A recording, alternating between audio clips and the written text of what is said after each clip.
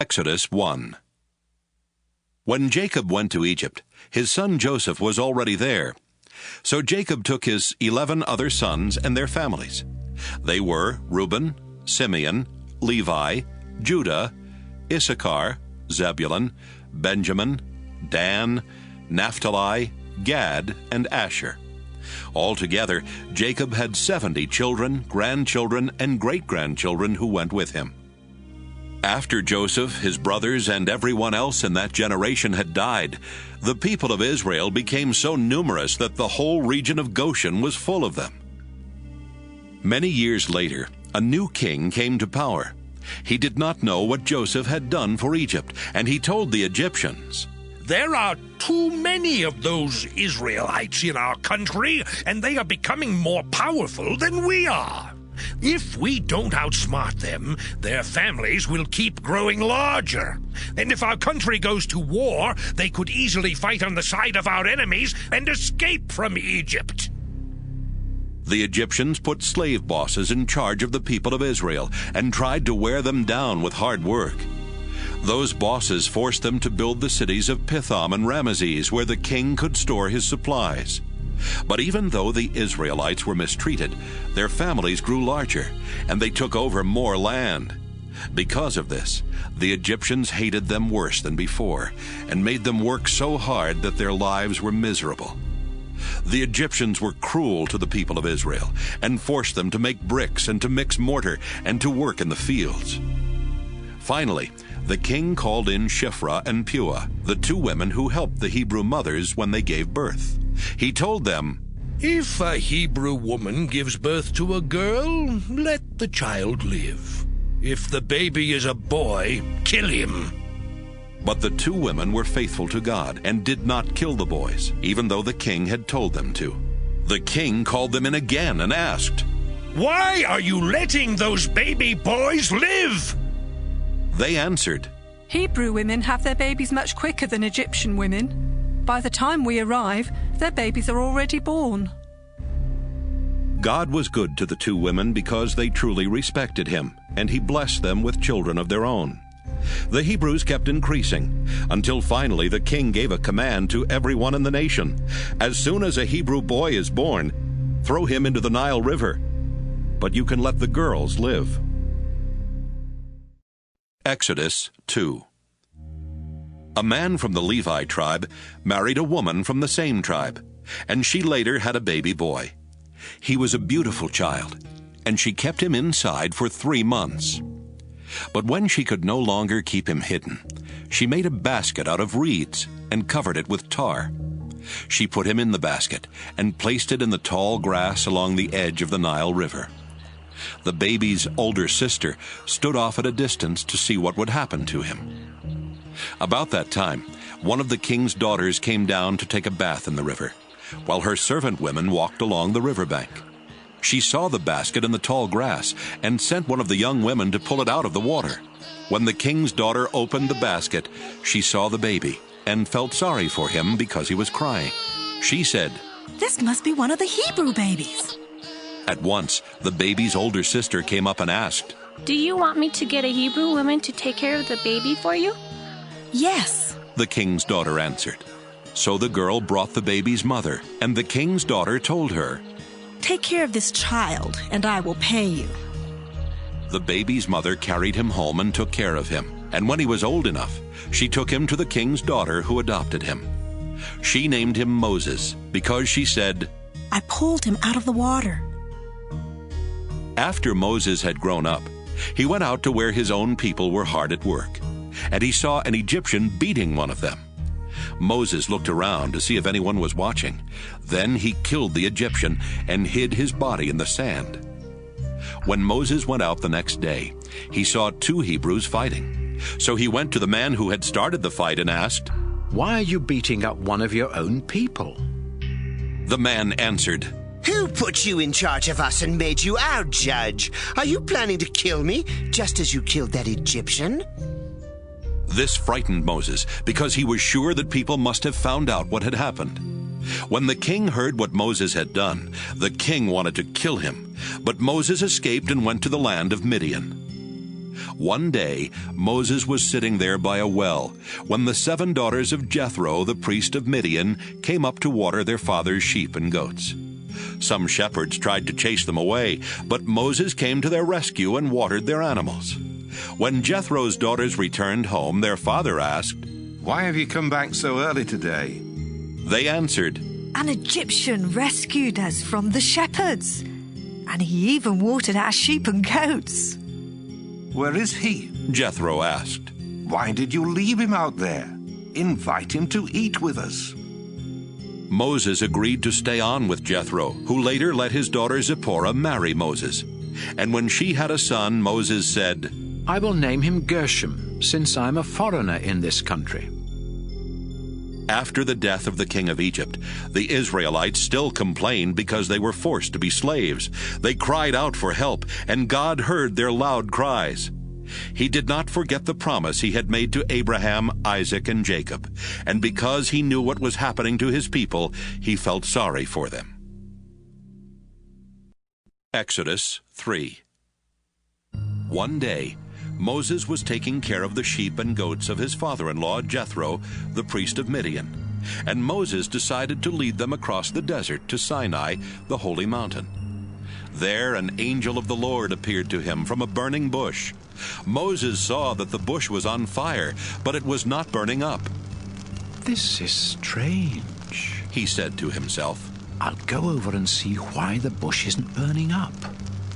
When the Lord saw Moses coming near the bush, he called him by name, and Moses answered, Here I am. God replied, Don't come any closer. Take off your sandals. The ground where you are standing is holy. I am the God who was worshipped by your ancestors, Abraham, Isaac, and Jacob. Moses was afraid to look at God, and so he hid his face. The Lord said, I have seen how my people are suffering as slaves in Egypt, and I have heard them beg for my help because of the way they are being mistreated. I feel sorry for them, and I have come down to rescue them from the Egyptians. I will bring my people out of Egypt into a country where there is good land, rich with milk and honey. I will give them the land where the Canaanites, Hittites, Amorites, Perizzites, Hivites, and Jebusites now live. My people have begged for my help, and I have seen how cruel the Egyptians are to them. Now go to the king. I am sending you to lead my people out of his country. But Moses said, Who am I to go to the king and lead your people out of Egypt? God replied, I will be with you, and you will know that I am the one who sent you, when you worship me on this mountain after you have led my people out of Egypt. Moses answered, I will tell the people of Israel that the God their ancestors worshipped has sent me to them. But what should I say if they ask me your name? God said to Moses, I am the eternal God. So tell them that the Lord, whose name is I Am, has sent you. This is my name forever, and it is the name that people must use from now on. Call together the leaders of Israel and tell them that the God who was worshipped by Abraham, Isaac, and Jacob has appeared to you. Tell them, I have seen how terribly they are being treated in Egypt, and I promise to lead them out of their troubles. I will give them a land rich with milk and honey, where the Canaanites, Hittites, Amorites, Perizzites, Hivites, and Jebusites now live. The leaders of Israel will listen to you. Then you must take them to the king of Egypt and say, The Lord God of the Hebrews has appeared to us. Let us walk 3 days into the desert, where we can offer a sacrifice to him. But I know that the king of Egypt won't let you go unless something forces him to. So I will use my mighty power to perform all kinds of miracles and strike down the Egyptians. Then the king will send you away. After I punish the Egyptians, they will be so afraid of you that they will give you anything you want. You are my people, and I will let you take many things with you when you leave the land of Egypt. Every Israelite woman will go to her Egyptian neighbors or to any Egyptian woman living in her house. She will ask them for gold and silver jewelry and for their finest clothes. the Egyptians will give them to you, and you will put these fine things on your sons and daughters. You will carry all this away when you leave Egypt. Exodus 4. Moses asked the Lord, Suppose everyone refuses to listen to my message, and no one believes that you really appeared to me. The Lord answered, What's that in your hand? A walking stick. Moses replied. Throw it down, the Lord commanded. So Moses threw the stick on the ground. It immediately turned into a snake, and Moses jumped back. Pick it up by the tail, the Lord told him. And when Moses did this, the snake turned back into a walking stick. Do this, the Lord said, and the Israelites will believe that you have seen me, the God who was worshipped by their ancestors Abraham, Isaac, and Jacob. Next, the Lord commanded Moses, Put your hand inside your shirt. Moses obeyed, and when he took it out, his hand had turned white as snow, like someone with leprosy. Put your hand back inside your shirt, the Lord told him. Moses did so, and when he took it out again, it was as healthy as the rest of his body. Then the Lord said, If no one believes either of these miracles, take some water from the Nile River and pour it on the ground. The water will immediately turn into blood. Moses replied, I have never been a good speaker. I wasn't one before you spoke to me, and I'm not one now. I am slow at speaking, and I can never think of what to say. But the Lord answered, Who makes people able to speak, or makes them deaf or unable to speak? Who gives them sight, or makes them blind? Don't you know that I am the one who does these things? Now go. When you speak, I will be with you, and give you the words to say. Moses begged, Lord, please send someone else to do it. The Lord became irritated with Moses and said, What about your brother Aaron, the Levite? I know he is a good speaker. He is already on his way here to visit you, and he will be happy to see you again. Aaron will speak to the people for you, and you will be like me, telling Aaron what to say. I will be with both of you as you speak, and I will tell each of you what to do. Now, take this walking stick and use it to perform miracles. Moses went to his father-in-law Jethro and asked, Please let me return to Egypt to see if any of my people are still alive. All right, Jethro replied. I hope all goes well. But even before this, the Lord had told Moses, Leave the land of Midian and return to Egypt. Everyone who wanted to kill you is dead. So Moses put his wife and sons on donkeys and headed for Egypt, holding the walking stick that had the power of God. On the way, the Lord said to Moses, When you get to Egypt, go to the king and work the miracles I have shown you. But I will make him so stubborn that he will refuse to let my people go. Then tell him that I have said, Israel is my firstborn son, and I commanded you to release him so he could worship me. But you refused, and now I will kill your firstborn son. One night, while Moses was in camp, the Lord was about to kill him. But Zipporah circumcised her son with a flint knife. She touched his legs with the skin she had cut off and said, My dear son, this blood will protect you. So the Lord did not harm Moses. Then Zipporah said, Yes, my dear, you are safe because of this circumcision. The Lord sent Aaron to meet Moses in the desert. So Aaron met Moses at Mount Sinai and greeted him with a kiss. Moses told Aaron what God had sent him to say. He also told him about the miracles God had given him the power to perform. Later they brought together the leaders of Israel, and Aaron told them what the Lord had sent Moses to say. Then Moses worked the miracles for the people, and everyone believed. They bowed down and worshiped the Lord, because they knew that he had seen their suffering and was going to help them. Exodus 5.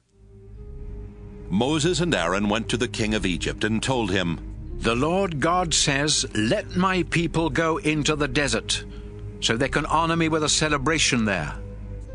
Who is this Lord, and why should I obey him? The king replied, I refuse to let you and your people go. They answered, The Lord God of the Hebrews has appeared to us. Please let us walk 3 days into the desert where we can offer sacrifices to him. If you don't, he may strike us down with terrible troubles or with war. The king said, Moses and Aaron, why are you keeping these people from working? Look how many you are keeping from doing their work. Now everyone, get back to work. That same day, the king gave orders to his slave bosses and to the men directly in charge of the Israelite slaves. He told them, Don't give the slaves any more straw to put in their bricks. Force them to find their own straw wherever they can. But they must make the same number of bricks as before. They are lazy, or else they would not beg me to let them go and sacrifice to their God. Make them work so hard that they won't have time to listen to these lies. The slave bosses and the men in charge of the slaves went out and told them, The king says he will not give you any more straw. Go and find your own straw wherever you can.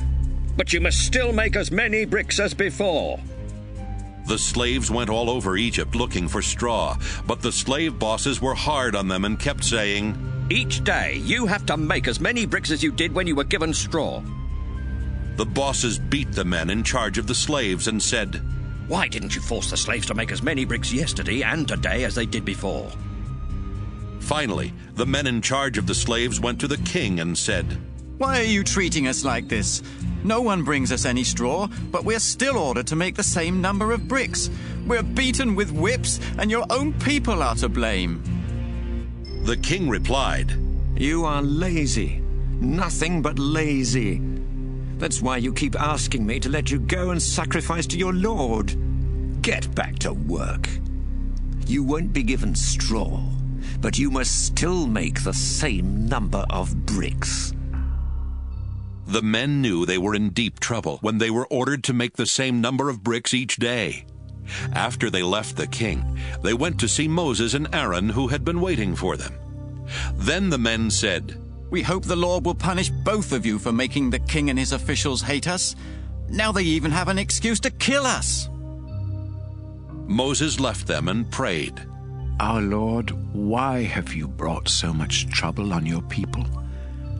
Is that why you sent me here? Ever since you told me to speak to the king, he has caused nothing but trouble for these people, and you haven't done a thing to help. Exodus 6. The Lord God told Moses, Soon you will see what I will do to the king. Because of my mighty power, he will let my people go, and he will even chase them out of his country. My name is the Lord. But when I appeared to Abraham, Isaac, and Jacob, I came as God all-powerful and did not use my name. I made an agreement and promised them the land of Canaan where they were living as foreigners. Now I have seen how the people of Israel are suffering because of the Egyptians, and I will keep my promise. Here is my message for Israel. I am the Lord, and with my mighty power I will punish the Egyptians and free you from slavery. I will accept you as my people, and I will be your God. Then you will know that I was the one who rescued you from the Egyptians. I will bring you into the land that I solemnly promised Abraham, Isaac, and Jacob, and it will be yours. I am the Lord. When Moses told this to the Israelites, they were too discouraged and mistreated to believe him. Then the Lord told Moses to demand that the king of Egypt let the Israelites leave. But Moses replied, I'm not a powerful speaker. If the Israelites won't listen to me, why should the king of Egypt? But the Lord sent Aaron and Moses with a message for the Israelites and for the king. He also ordered Aaron and Moses to free the people from Egypt. The following men were the heads of their ancestral clans. The sons of Reuben, Jacob's oldest son, were Hanok, Palu, Hezron, and Carmi. The sons of Simeon were Jemuel, Jamin, Ohad, Jachin, Zohar, and Shaul, the son of a Canaanite woman. Levi lived to be 137. His sons were Gershon, Kohath, and Merari. Gershon's sons were Libni and Shimei. Kohath lived to be 133. His sons were Amram, Izhar, Hebron, and Uzziel. Merari's sons were Malai and Mushi. All of the above were from the Levi tribe. Amram lived to be 137. He married his father's sister Jochebed, and they had two sons, Aaron and Moses. Izhar's sons were Korah, Nepheg, and Zichri. Uzziel's sons were Mishael, Elzaphan, and Sithri. Aaron married Elisheba. She was the daughter of Amminadab, and the sister of Nahshon. They had four sons, Nadab, Abihu, Eleazar, and Ithamar. Korah's sons were Asher, Elkanah, and Abiasaph. Aaron's son Eleazar married one of Putiel's daughters, and their son was Phinehas. This ends the list of those who were the heads of clans in the Levi tribe.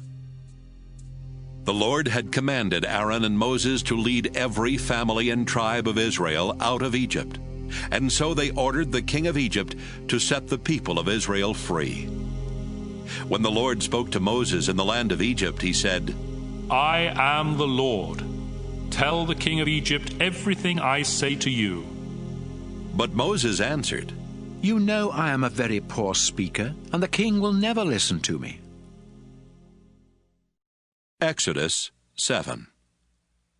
The Lord said, I am going to let your brother Aaron speak for you. He will tell your message to the king, just as a prophet speaks my message to the people. Tell Aaron everything I say to you, and he will order the king to let my people leave his country. But I will make the king so stubborn that he won't listen to you.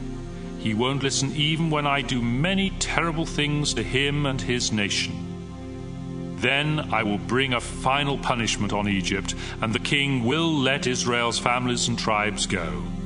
When this happens, the Egyptians will know that I am the Lord. Moses and Aaron obeyed the Lord and spoke to the king. At the time, Moses was 80 years old and Aaron was 83. The Lord said, Moses, when the king asks you and Aaron to perform a miracle, command Aaron to throw his walking stick down in front of the king, and it will turn into a snake.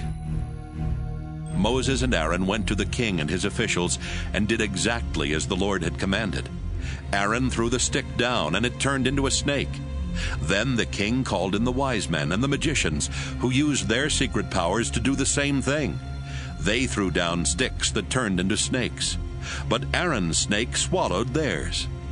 The king behaved just as the Lord had said, and stubbornly refused to listen. The Lord said to Moses, The Egyptian king stubbornly refuses to change his mind and let the people go. Tomorrow morning, take the stick that turned into a snake, then wait beside the Nile River for the king. Tell him, The Lord God of the Hebrews sent me to order you to release his people so they can worship him in the desert. But until now you have paid no attention. The Lord is going to do something to show you that he really is the Lord.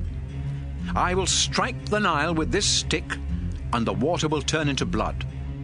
The fish will die, the river will stink, and none of you Egyptians will be able to drink the water. Moses then commanded Aaron to hold his stick over the water, so that every drop of water in Egypt would turn into blood, including rivers, canals, ponds, and even the water in buckets and jars. Moses and Aaron obeyed the Lord. Aaron held out his stick, then struck the Nile as the king and his officials watched. The river turned into blood, the fish died, and the water smelled so bad that none of the Egyptians could drink it. Blood was everywhere in Egypt. But the Egyptian magicians used their secret powers to do the same thing. The king did just as the Lord had said. He stubbornly refused to listen. Then he went back to his palace and never gave it a second thought. The Egyptians had to dig holes along the banks of the Nile for drinking water, because water from the river was unfit to drink. Exodus 8. 7 days after the Lord had struck the Nile, he said to Moses, "Go to the palace and tell the king of Egypt that I order him to let my people go so they can worship me. If he refuses, I will cover his entire country with frogs. Warn the king that the Nile will be full of frogs, and from there they will spread into the royal palace, including the king's bedroom and even his bed. Frogs will enter the homes of his officials and will find their way into ovens and into the bowls of bread dough.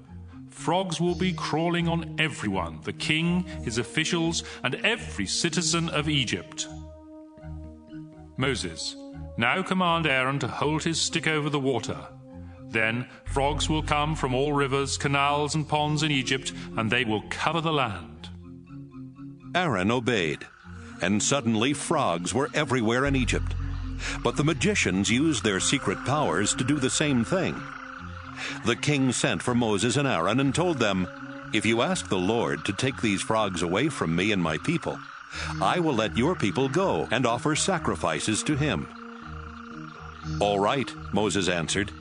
"You choose the time when I am to pray for the frogs to stop bothering you, your officials, and your people, and for them to leave your houses and be found only in the river." "Do it tomorrow," the king replied. "As you wish," Moses agreed. "Then everyone will discover that there is no God like the Lord, and frogs will no longer be found anywhere except in the Nile." After Moses and Aaron left the palace, Moses begged the Lord to do something about the frogs he had sent as punishment for the king. The Lord listened to Moses, and frogs died everywhere, in houses, yards, and fields. The dead frogs were placed in piles, and the whole country began to stink. But when the king saw that things were now better, he again did just as the Lord had said, and stubbornly refused to listen to Moses and Aaron.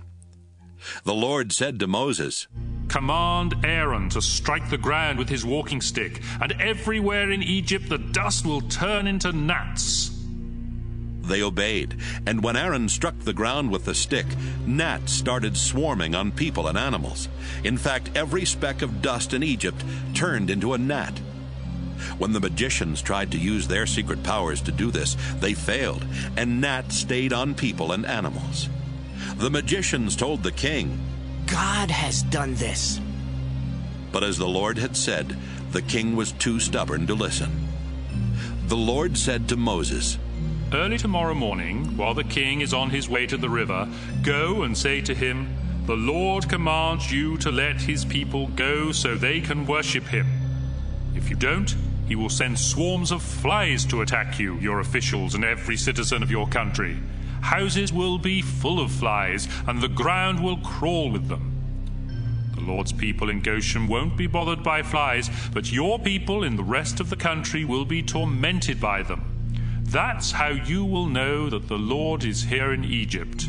This miracle will happen tomorrow." The Lord kept his promise.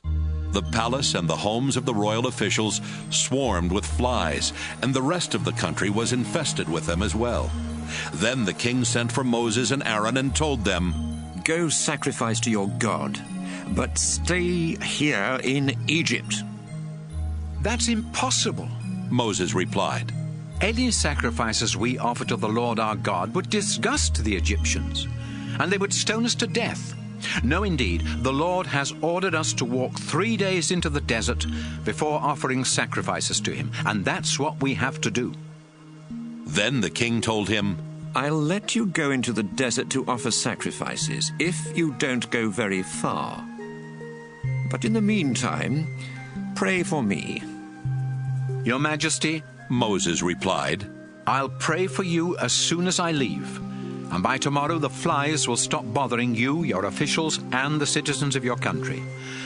Only make sure that you're telling the truth this time, and that you really intend to let our people offer sacrifices to the Lord." After leaving the palace, Moses prayed, and the Lord answered his prayer. Not a fly was left to pester the king, his officials, or anyone else in Egypt. But the king turned stubborn again and would not let the people go.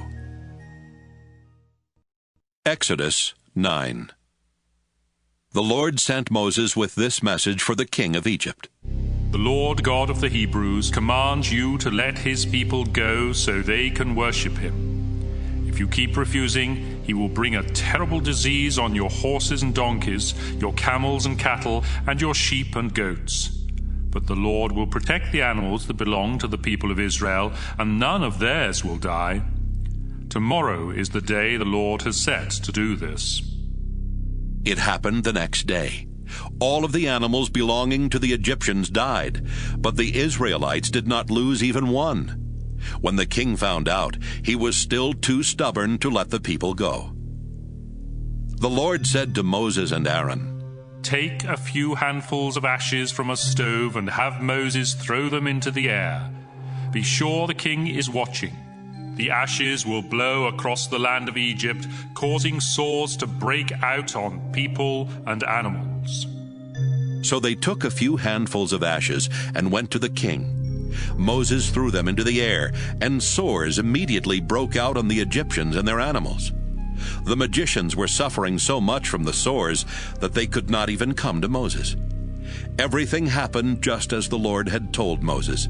He made the king too stubborn to listen to Moses and Aaron. The Lord told Moses to get up early the next morning and say to the king, "The Lord God of the Hebrews commands you to let his people go so they can worship him.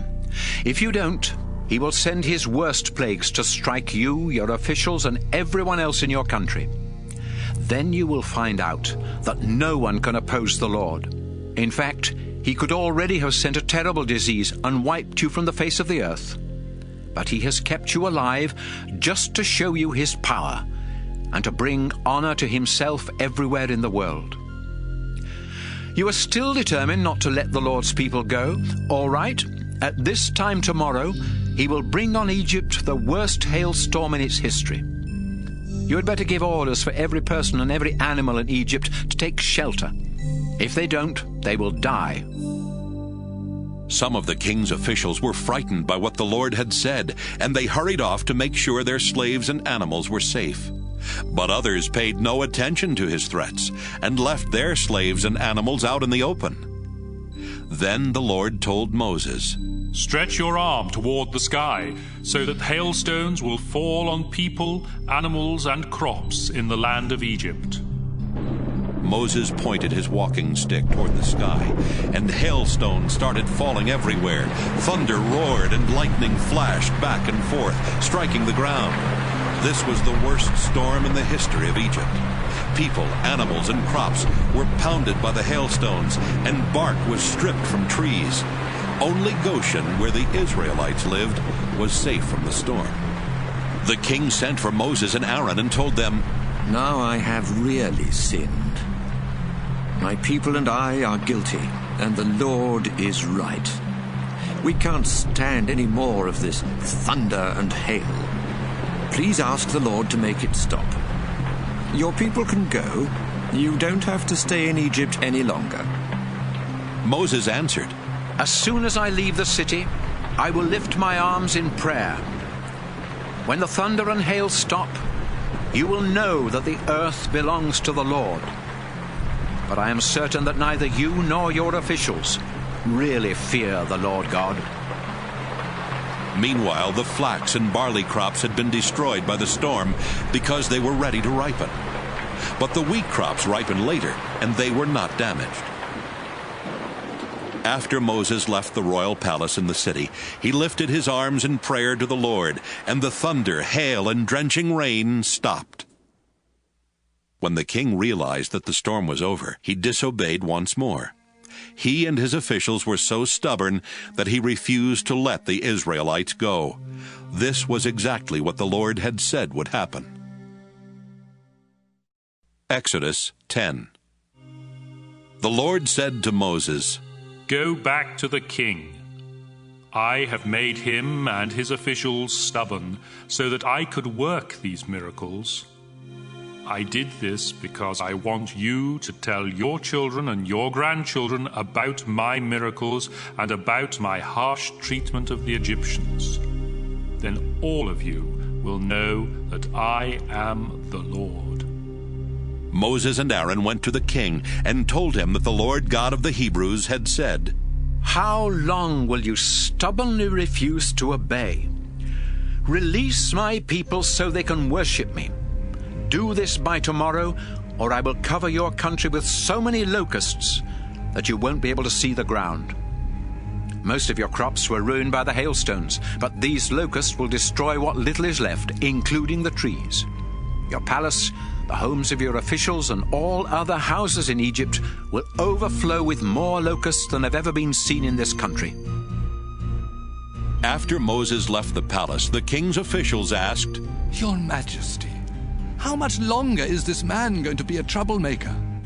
Why don't you let the people leave so they can worship the Lord their God? Don't you know that Egypt is a disaster?" The king had Moses and Aaron brought back, and he said, "All right, you may go and worship the Lord your God. But first, tell me who will be going." "Everyone, young and old," Moses answered. "We will even take our sheep, goats, and cattle, because we want to hold a celebration in honor of the Lord." The king replied, "The Lord had better watch over you on the day I let you leave with your families. You're up to no good. Do you want to worship the Lord? All right, take only the men and go." Then Moses and Aaron were chased out of the palace. The Lord told Moses, "Stretch your arm toward Egypt. Swarms of locusts will come and eat everything left by the hail." Moses held out his walking stick, and the Lord sent an east wind that blew across Egypt the rest of the day and all that night. By morning, locusts were swarming everywhere. Never before had there been so many locusts in Egypt, and never again will there be so many. The ground was black with locusts, and they ate everything left on the trees and in the fields. Nothing green remained in Egypt, not a tree or a plant. At once the king sent for Moses and Aaron. He told them, "I have sinned against the Lord your God and against you. Forgive me one more time and ask the Lord to stop these insects from killing every living plant." Moses left the palace and prayed. Then the Lord sent a strong west wind that swept the locusts into the Red Sea. Not one locust was left anywhere in Egypt. But the Lord made the king so stubborn that he still refused to let the Israelites go. The Lord said to Moses, "Stretch your arm toward the sky, and everything will be covered with darkness thick enough to touch." Moses stretched his arm toward the sky, and Egypt was covered with darkness for 3 days. During that time, the Egyptians could not see each other or leave their homes, but there was light where the Israelites lived. The king sent for Moses and told him, "Go worship the Lord, and take your families with you. Just leave your sheep, goats, and cattle." "No," Moses replied. "You must let us offer sacrifices to the Lord our God, and we won't know which animals we will need until we get there. That's why we can't leave even one of them here." This time, the Lord made the king so stubborn that he said to Moses, "Get out and stay out. If you ever come back, you're dead." "Have it your way," Moses answered. "You won't see me again." Exodus 11. The Lord said to Moses, "I am going to punish the king of Egypt and his people one more time. Then the king will gladly let you leave his land, so that I will stop punishing the Egyptians. He will even chase you out. Now, go and tell my people to ask their Egyptian neighbors for gold and silver jewelry." So the Lord made the Egyptians greatly respect the Israelites, and everyone, including the king and his officials, considered Moses an important leader. Moses went to the king and said, "I have come to let you know what the Lord is going to do. About midnight, he will go through the land of Egypt, and wherever he goes, the firstborn son in every family will die. Your own son will die, and so will the son of the lowest slave woman. Even the firstborn males of cattle will die. Everywhere in Egypt there will be loud crying. Nothing like this has ever happened before or will ever happen again. But there won't be any need for the Israelites to cry. Things will be so quiet that not even a dog will be heard barking. Then you Egyptians will know that the Lord is good to the Israelites even while he punishes you. Your leaders will come and bow down, begging me to take my people and leave your country. Then we will leave." Moses was very angry. He turned and left the king. What the Lord had earlier said to Moses came true. He had said, "The king of Egypt won't listen. Then I will perform even more miracles."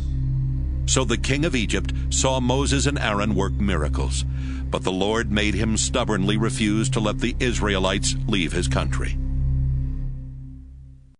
Exodus 12. Sometime later, the Lord said to Moses and Aaron, "This month is to be the first month of the year for you. Tell the people of Israel that on the 10th day of this month, the head of each family must choose a lamb or a young goat for his family to eat. If any family is too small to eat the whole animal, they must share it with their next-door neighbors. Choose either a sheep or a goat, but it must be a 1-year-old male that has nothing wrong with it, and it must be large enough for everyone to have some of the meat. Each family must take care of its animal until the evening of the 14th day of the month, when the animals are to be killed. Some of the blood must be put on the 2 doorposts and above the door of each house where the animals are to be eaten. That night, the animals are to be roasted and eaten together with bitter herbs and thin bread made without yeast. Don't eat the meat raw or boiled. The entire animal, including its head, legs, and insides, must be roasted. Eat what you want that night, and the next morning burn whatever is left. When you eat the meal, be dressed and ready to travel. Have your sandals on. Carry your walking stick in your hand and eat quickly. This is the Passover festival in honor of me, your Lord. That same night, I will pass through Egypt and kill the firstborn son in every family and the firstborn male of all animals. I am the Lord, and I will punish the gods of Egypt. The blood on the houses will show me where you live, and when I see the blood, I will pass over you. Then you won't be bothered by the terrible disasters I will bring on Egypt. Remember this day and celebrate it each year as a festival in my honor. For 7 days you must eat bread made without yeast, and on the first of these 7 days you must remove all yeast from your homes. If you eat anything made with yeast during this festival, you will no longer be part of Israel. Meet together for worship on the 1st and 7th days of the festival. The only work you are allowed to do on either of these 2 days is that of preparing the bread. Celebrate this festival of thin bread as a way of remembering the day that I brought your families and tribes out of Egypt. And do this each year. Begin on the evening of the 14th day of the first month by eating bread made without yeast. Then continue this celebration until the evening of the 21st day. During these 7 days, no yeast is allowed in anyone's home, whether they are native Israelites or not. If you are caught eating anything made with yeast, you will no longer be part of Israel. Stay away from yeast, no matter where you live. No one is allowed to eat anything made with yeast. Moses called the leaders of Israel together and said, Each family is to pick out a sheep and kill it for Passover. Make a brush from a few small branches of a hyssop plant and dip the brush in the bowl that has the blood of the animal in it. Then brush some of the blood above the door and on the posts at each side of the door of your house. After this, everyone is to stay inside. During that night, the Lord will go through the country of Egypt and kill the firstborn son in every Egyptian family. He will see where you have put the blood, and he will not come into your house. His angel that brings death will pass over and not kill your firstborn sons. After you have entered the country promised to you by the Lord, you and your children must continue to celebrate Passover each year. Your children will ask you, "What are we celebrating?" And you will answer, "The Passover animal is killed to honor the Lord. We do these things because on that night, long ago, the Lord passed over the homes of our people in Egypt. He killed the firstborn sons of the Egyptians, but he saved our children from death." After Moses finished speaking, the people of Israel knelt down and worshipped the Lord. Then they left and did what Moses and Aaron had told them to do. At midnight, the Lord killed the firstborn son of every Egyptian family, from the son of the king to the son of every prisoner in jail. He also killed the firstborn male of every animal that belonged to the Egyptians. That night, the king, his officials, and everyone else in Egypt got up and started crying bitterly. In every Egyptian home, someone was dead. During the night, the king sent for Moses and Aaron and told them, "Get your people out of my country and leave us alone. Go and worship the Lord as you have asked. Take your sheep, goats, and cattle and get out. But ask your God to be kind to me." The Egyptians did everything they could to get the Israelites to leave their country fast. They said, "Please hurry and leave. If you don't, we will all be dead." So the Israelites quickly made some bread dough and put it in pans, but they did not mix any yeast in the dough to make it rise. They wrapped cloth around the pans and carried them on their shoulders. The Israelites had already done what Moses had told them to do. They had gone to their Egyptian neighbors and asked for gold and silver and for clothes. The Lord had made the Egyptians friendly toward the people of Israel, and they gave them whatever they asked for. In this way they carried away the wealth of the Egyptians when they left Egypt. The Israelites walked from the city of Ramesses to the city of Succoth. There were about 600,000 of them, not counting women and children.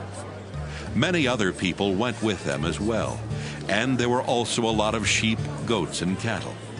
They left Egypt in such a hurry that they did not have time to prepare any food except the bread dough made without yeast. So they baked it and made thin bread. The Lord's people left Egypt exactly 430 years after they had arrived. On that night, the Lord kept watch for them. And on this same night each year, Israel will always keep watch in honor of the Lord. The Lord gave Moses and Aaron the following instructions for celebrating Passover. No one except Israelites may eat the Passover meal. Your slaves may eat the meal if they have been circumcised, but no foreigners who work for you are allowed to have any. The entire meal must be eaten inside, and no one may leave the house during the celebration. No bones of the Passover lamb may be broken, and all Israelites must take part in the meal. If anyone who isn't an Israelite wants to celebrate Passover with you, every man and boy in that family must first be circumcised. Then they may join in the meal, just like native Israelites.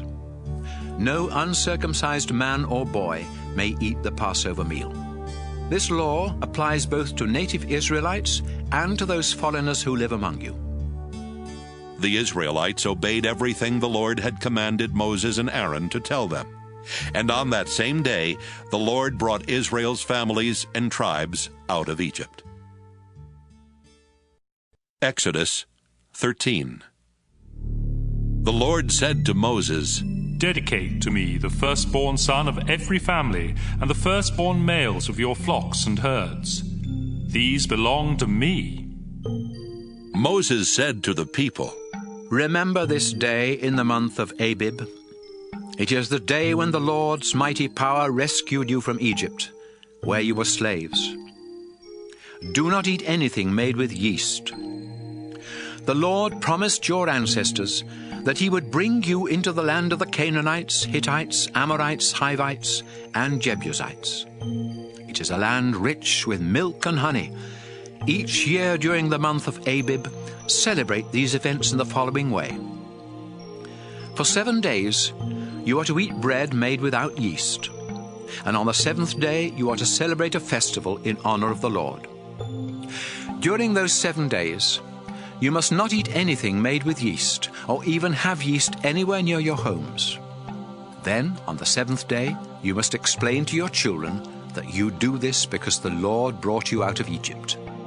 This celebration will be like wearing a sign on your hand or on your forehead, because then you will pass on to others the teaching of the Lord, whose mighty power brought you out from Egypt. Celebrate this festival each year at the same time. The Lord will give you the land of the Canaanites, just as he promised you and your ancestors. From then on, you must give him every firstborn son from your families, and every firstborn male from your animals, because these belong to him. You can save the life of a firstborn donkey by sacrificing a lamb. If you don't, you must break the donkey's neck. You must save every firstborn son. In the future, your children will ask what this ceremony means. Explain it to them by saying, "The Lord used his mighty power to rescue us from slavery in Egypt. The king stubbornly refused to set us free, so the Lord killed the firstborn male of every animal and the firstborn son of every Egyptian family. This is why we sacrifice to the Lord every firstborn male of every animal and save every firstborn son." This ceremony will serve the same purpose as a sign on your hand or on your forehead, to tell how the Lord's mighty power rescued us from Egypt. After the king had finally let the people go, the Lord did not lead them through Philistine territory, though that was the shortest way. God had said, "If they are attacked, they may decide to return to Egypt." So he led them around through the desert and toward the Red Sea. The Israelites left Egypt prepared for battle. Moses had them take along the bones of Joseph, whose dying words had been, "God will come to your rescue, and when he does, be sure to take along my bones." The people of Israel left Succoth and camped at Etham at the border of Egypt near the desert. During the day, the Lord went ahead of his people in a thick cloud, and during the night he went ahead of them in a flaming fire. That way the Lord could lead them at all times, whether day or night. Exodus 14. At Etham the Lord said to Moses, "Tell the people of Israel to turn back and camp across from Pi-hahiroth near Baal-zephon, between Migdol and the Red Sea. The king will think they were afraid to cross the desert and that they are wandering around, trying to find another way to leave the country. I will make the king stubborn again, and he will try to catch you. Then I will destroy him and his army. People everywhere will praise me for my victory, and the Egyptians will know that I really am the Lord." The Israelites obeyed the Lord and camped where he told them. When the king of Egypt heard that the Israelites had finally left, he and his officials changed their minds and said, "Look what we have done! We let them get away, and they will no longer be our slaves." The king got his war chariot and army ready. He commanded his officers in charge of his 600 best chariots and all his other chariots to start after the Israelites. The Lord made the king so stubborn that he went after them, even though the Israelites proudly went on their way. But the king's horses and chariots and soldiers caught up with them while they were camping by the Red Sea near Pi-hahiroth and Baal-zephon. When the Israelites saw the king coming with his army, they were frightened and begged the Lord for help. They also complained to Moses. "Wasn't there enough room in Egypt to bury us? Is that why you brought us out here to die in the desert? Why did you bring us out of Egypt anyway? While we were there, didn't we tell you to leave us alone? We had rather be slaves in Egypt than die in this desert." But Moses answered, "Don't be afraid. Be brave, and you will see the Lord save you today. These Egyptians will never bother you again. The Lord will fight for you, and you won't have to do a thing." The Lord said to Moses, "Why do you keep calling out to me for help? Tell the Israelites to move forward. Then hold your walking stick over the sea. The water will open up and make a road where they can walk through on dry ground. I will make the Egyptians so stubborn that they will go after you. Then I will be praised because of what happens to the king and his chariots and cavalry. The Egyptians will know for sure that I am the Lord." All this time, God's angel had gone ahead of Israel's army, but now he moved behind them. A large cloud had also gone ahead of them, but now it moved between the Egyptians and the Israelites. The cloud gave light to the Israelites, but made it dark for the Egyptians, and during the night they could not come any closer. Moses stretched his arm over the sea, and the Lord sent a strong east wind that blew all night, until there was dry land where the water had been. The sea opened up, and the Israelites walked through on dry land with a wall of water on each side. The Egyptian chariots and cavalry went after them. But before daylight, the Lord looked down at the Egyptian army from the fiery cloud and made them panic. Their chariot wheels got stuck, and it was hard for them to move. So the Egyptians said to one another, "Let's leave these people alone. The Lord is on their side and is fighting against us." The Lord told Moses, "Stretch your arm toward the sea. The water will cover the Egyptians and their cavalry and chariots." Moses stretched out his arm, and at daybreak the water rushed toward the Egyptians. They tried to run away, but the Lord drowned them in the sea. The water came and covered the chariots, the cavalry, and the whole Egyptian army that had followed the Israelites into the sea. Not one of them was left alive. But the sea had made a wall of water on each side of the Israelites, so they walked through on dry land. On that day, when the Israelites saw the bodies of the Egyptians washed up on the shore, they knew that the Lord had saved them. Because of the mighty power he had used against the Egyptians, the Israelites worshipped him and trusted him and his servant Moses. Exodus 15. Moses and the Israelites sang this song in praise of the Lord. I sing praises to the Lord for his great victory. He has thrown the horses and their riders into the sea. The Lord is my strength, the reason for my song, because he has saved me. I praise and honor the Lord. He is my God and the God of my ancestors. The Lord is his name, and he is a warrior. He threw the chariots and the army of Egypt's king into the Red Sea, and he drowned the best of the king's officers. They sank to the bottom just like stones. With the tremendous force of your right arm, our Lord, you crushed your enemies. What a great victory was yours as you defeated everyone who opposed you. Your fiery anger wiped them out as though they were straw. You were so furious that the sea piled up like a wall and the ocean depths curdled like cheese. Your enemies boasted that they would pursue and capture us, divide up our possessions, treat us as they wished, then take out their swords and kill us right there.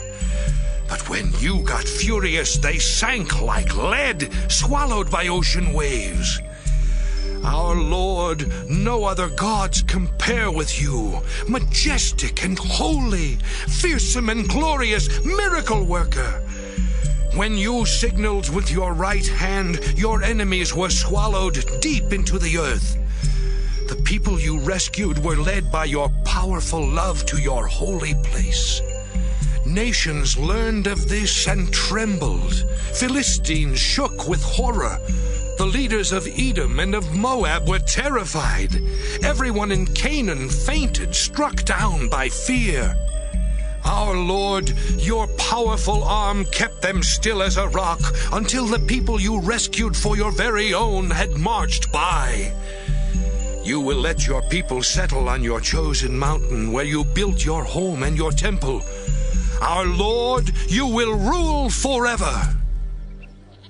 The Lord covered the royal Egyptian cavalry and chariots with the sea, after the Israelites had walked safely through on dry ground.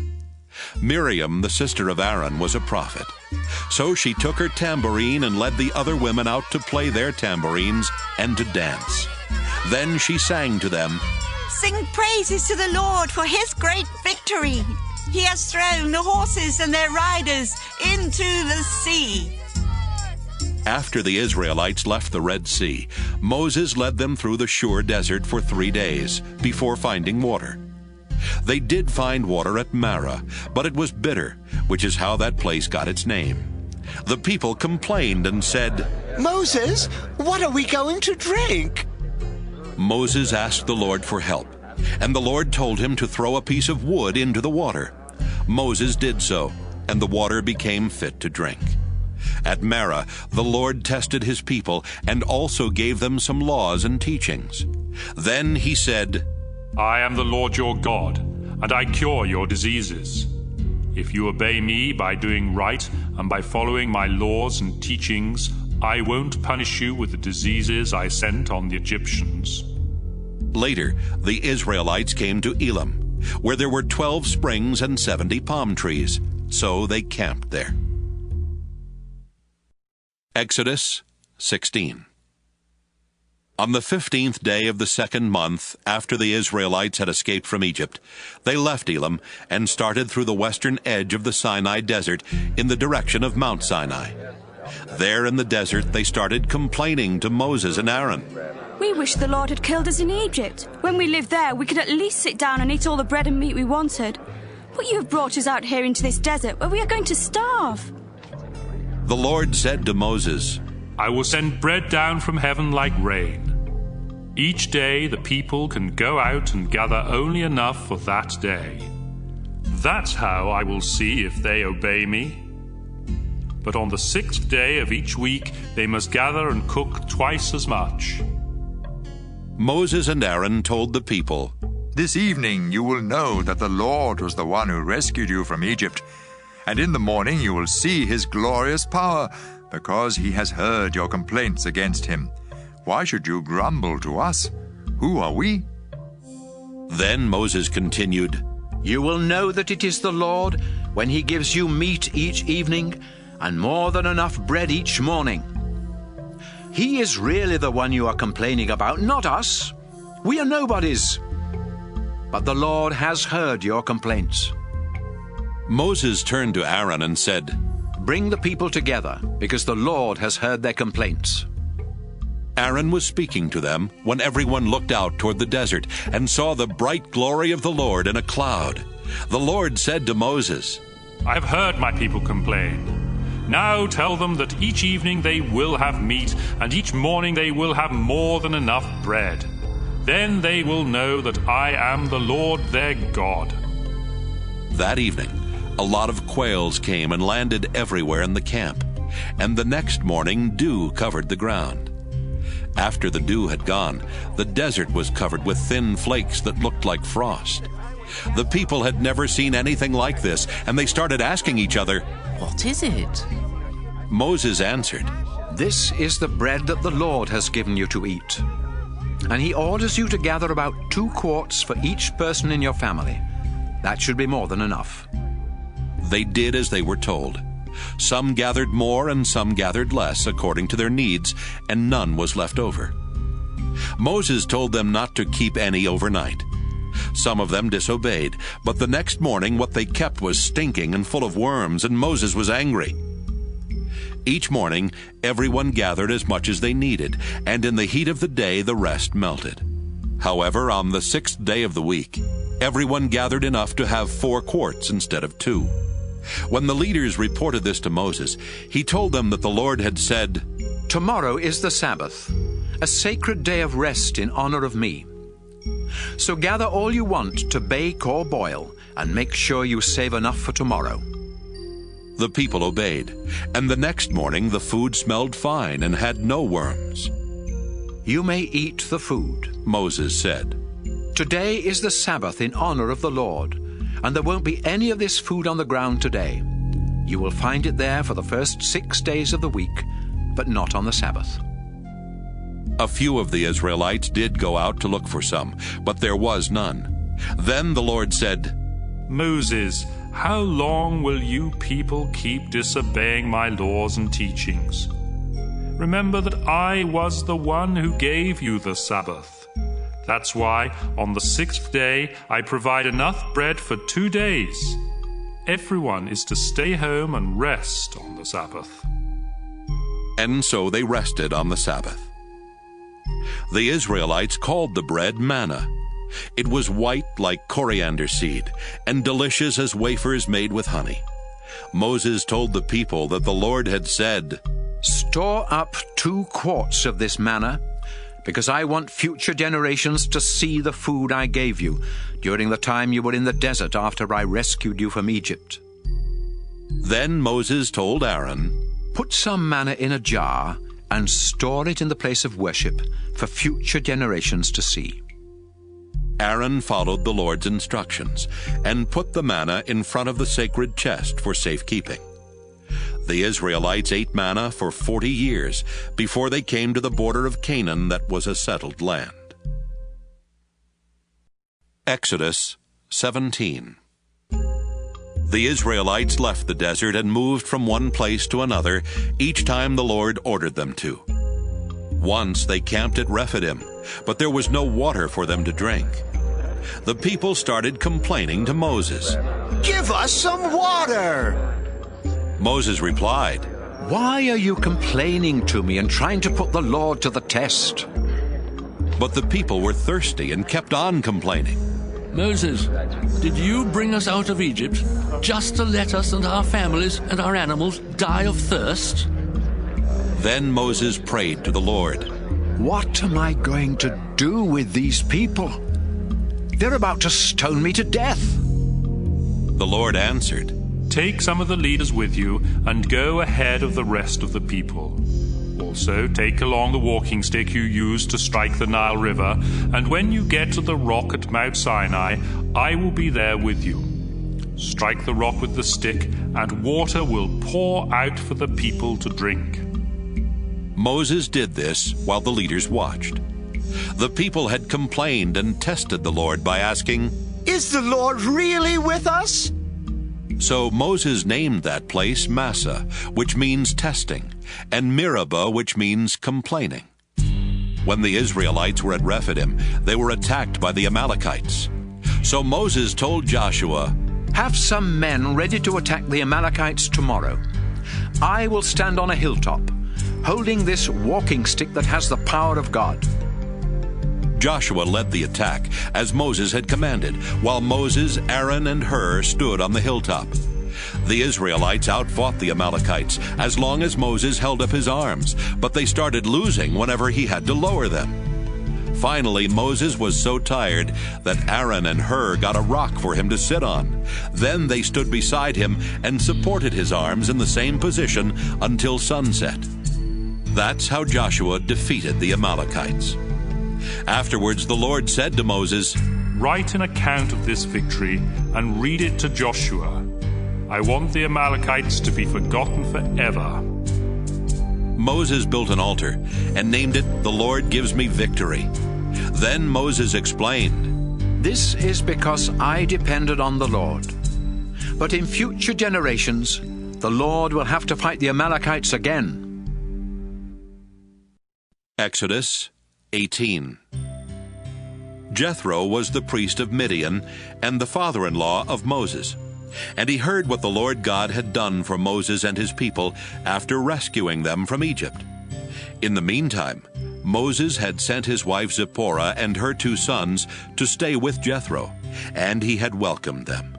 Moses was still a foreigner in Midian when his first son was born, and so Moses said, "I'll name him Gershom." When his second son was born, Moses said, "I'll name him Eliezer, because the God my father worshipped has saved me from the king of Egypt."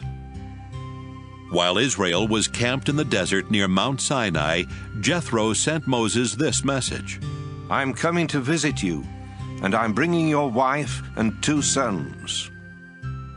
When they arrived, Moses went out and bowed down in front of Jethro, then kissed him. After they had greeted each other, they went into the tent, where Moses told him everything the Lord had done to protect Israel against the Egyptians and their king. He also told him how the Lord had helped them in all of their troubles. Jethro was so pleased to hear this good news about what the Lord had done that he shouted, "Praise the Lord! He rescued you and the Israelites from the Egyptians and their king. Now I know that the Lord is the greatest God, because he has rescued Israel from their arrogant enemies." Jethro offered sacrifices to God. Then Aaron and Israel's leaders came to eat with Jethro there at the place of worship. The next morning, Moses sat down at the place where he decided legal cases for the people, and everyone crowded around him until evening. Jethro saw how much Moses had to do for the people, and he asked, "Why are you the only judge? Why do you let these people crowd around you from morning till evening?" Moses answered, "Because they come here to find out what God wants them to do. They bring their complaints to me, and I make decisions on the basis of God's laws." Jethro replied, "That isn't the best way to do it. You and the people who come to you will soon be worn out. The job is too much for one person. You can't do it alone. God will help you if you follow my advice. You should be the one to speak to God for the people, and you should teach them God's laws and show them what they must do to live right. You will need to appoint some competent leaders who respect God and are trustworthy and honest. Then put them over groups of 10, 50, 100, and 1,000. These judges can handle the ordinary cases and bring the more difficult ones to you. Having them to share the load will make your work easier. This is the way God wants it done. You won't be under nearly as much stress, and everyone else will return home feeling satisfied." Moses followed Jethro's advice. He chose some competent leaders from every tribe in Israel and put them over groups of 10, 50, 100, and 1,000. They served as judges, deciding the easy cases themselves, but bringing the more difficult ones to Moses. After Moses and his father-in-law Jethro had said goodbye to each other, Jethro returned home. Exodus 19. The Israelites left Rephidim. Then, 2 months after leaving Egypt, they arrived at the desert near Mount Sinai, where they set up camp at the foot of the mountain. Moses went up the mountain to meet with the Lord God, who told him to say to the people, "You saw what I did in Egypt, and you know how I brought you here to me, just as a mighty eagle carries its young. Now, if you will faithfully obey me, you will be my very own people. The whole world is mine, but you will be my holy nation and serve me as priests." Moses, that is what you must tell the Israelites. After Moses went back, he reported to the leaders what the Lord had said, and they promised, "We will do everything the Lord has commanded." So Moses told the Lord about this. The Lord said to Moses, "I will come to you in a thick cloud and let the people hear me speak to you. Then they will always trust you." Again Moses reported to the people what the Lord had told him. Once more the Lord spoke to Moses. "Go back and tell the people that today and tomorrow they must get themselves ready to meet me. They must wash their clothes and be ready by the day after tomorrow, when I will come down to Mount Sinai, where all of them can see me. Warn the people that they are forbidden to touch any part of the mountain. Anyone who does will be put to death, either with stones or arrows, and no one must touch the body of a person killed in this way. Even an animal that touches this mountain must be put to death. You may go up the mountain only after a signal is given on the trumpet." After Moses went down the mountain, he gave orders for the people to wash their clothes and make themselves acceptable to worship God. He told them to be ready in 3 days and not to have sex in the meantime. On the morning of the 3rd day, there was thunder and lightning. A thick cloud covered the mountain. A loud trumpet blast was heard, and everyone in camp trembled with fear. Moses led them out of the camp to meet God, and they stood at the foot of the mountain. Mount Sinai was covered with smoke, because the Lord had come down in a flaming fire. Smoke poured out of the mountain just like a furnace, and the whole mountain shook. The trumpet blew louder and louder. Moses spoke, and God answered him with thunder. The Lord came down to the top of Mount Sinai and told Moses to meet him there. Then he said, Moses, go and warn the people not to cross the boundary that you set at the foot of the mountain. They must not cross it to come and look at me, because if they do, many of them will die.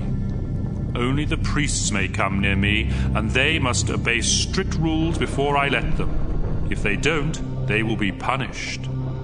Moses replied, The people cannot come up the mountain. You warned us to stay away because it is holy. Then the Lord told Moses, Go down and bring Aaron back here with you. But the priests and people must not try to push their way through, or I will rush at them like a flood. After Moses had gone back down, he told the people what the Lord had said. Exodus 20. God said to the people of Israel, I am the Lord your God, the one who brought you out of Egypt where you were slaves. Do not worship any god except me.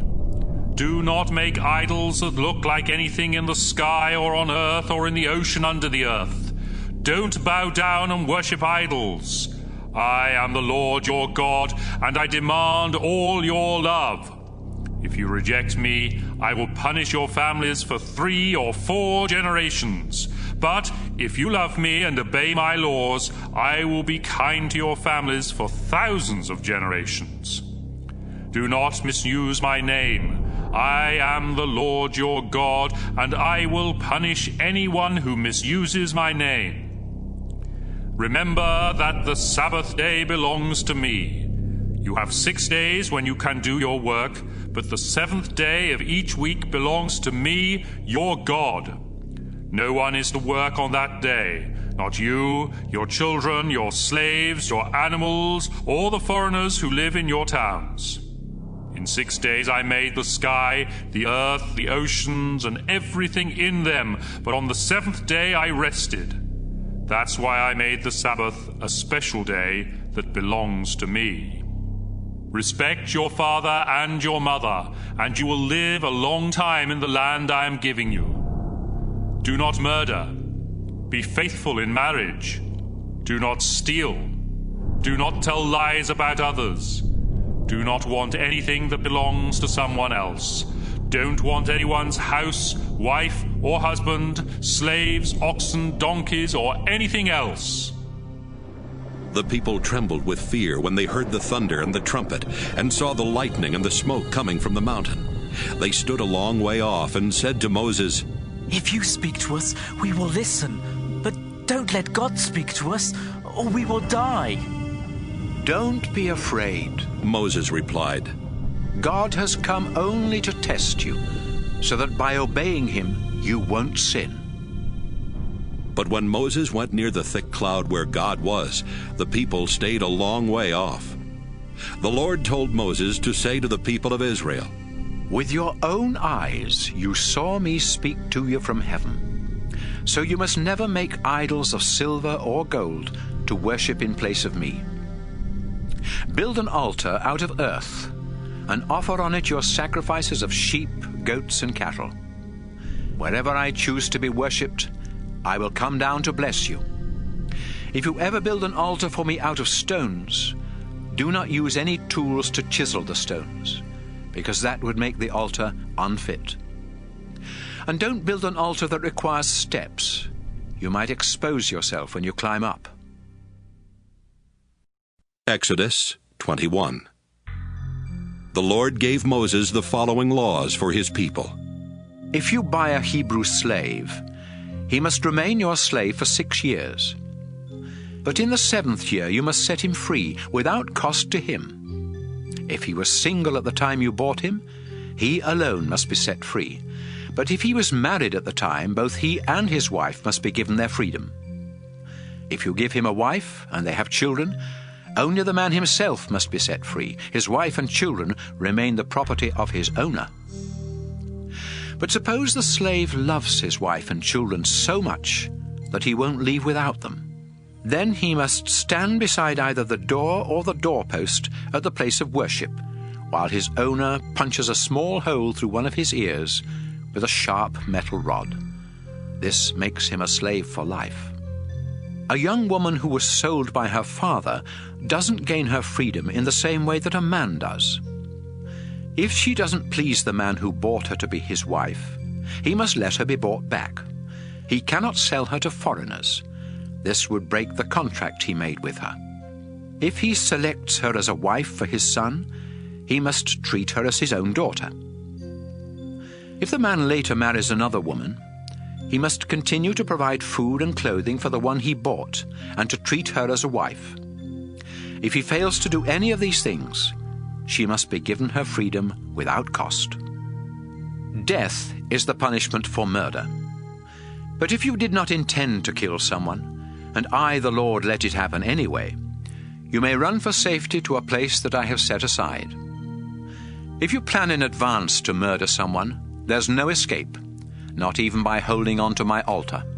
You will be dragged off and killed. Death is the punishment for attacking your father or mother. Death is the punishment for kidnapping. If you sell the person you kidnapped, or if you are caught with that person, the penalty is death. Death is the punishment for cursing your father or mother. Suppose two of you are arguing, and you hit the other with either a rock or your fist without causing a fatal injury. If the victim has to stay in bed, and later has to use a stick when walking outside, you must pay for the loss of time and do what you can to help until the injury is completely healed. That's your only responsibility. Death is the punishment for beating to death any of your slaves. However, if the slave lives a few days after the beating, you are not to be punished. After all, you have already lost the services of that slave who was your property. Suppose a pregnant woman suffers a miscarriage as the result of an injury caused by someone who is fighting. If she isn't badly hurt, the one who injured her must pay whatever fine her husband demands and the judges approve. But if she is seriously injured, the payment will be life for life, eye for eye, tooth for tooth, hand for hand, foot for foot, burn for burn, cut for cut, and bruise for bruise. If you hit one of your slaves and cause the loss of an eye, the slave must be set free. The same law applies if you knock out a slave's tooth. The slave goes free. A bull that kills someone with its horns must be killed and its meat destroyed, but the owner of the bull isn't responsible for the death. Suppose you own a bull that has been in the habit of attacking people, but you have refused to keep it fenced in. If that bull kills someone, both you and the bull must be put to death by stoning. However, you may save your own life by paying whatever fine is demanded. This same law applies if the bull gores someone's son or daughter. If the bull kills a slave, you must pay the slave owner 30 pieces of silver for the loss of the slave, and the bull must be killed by stoning.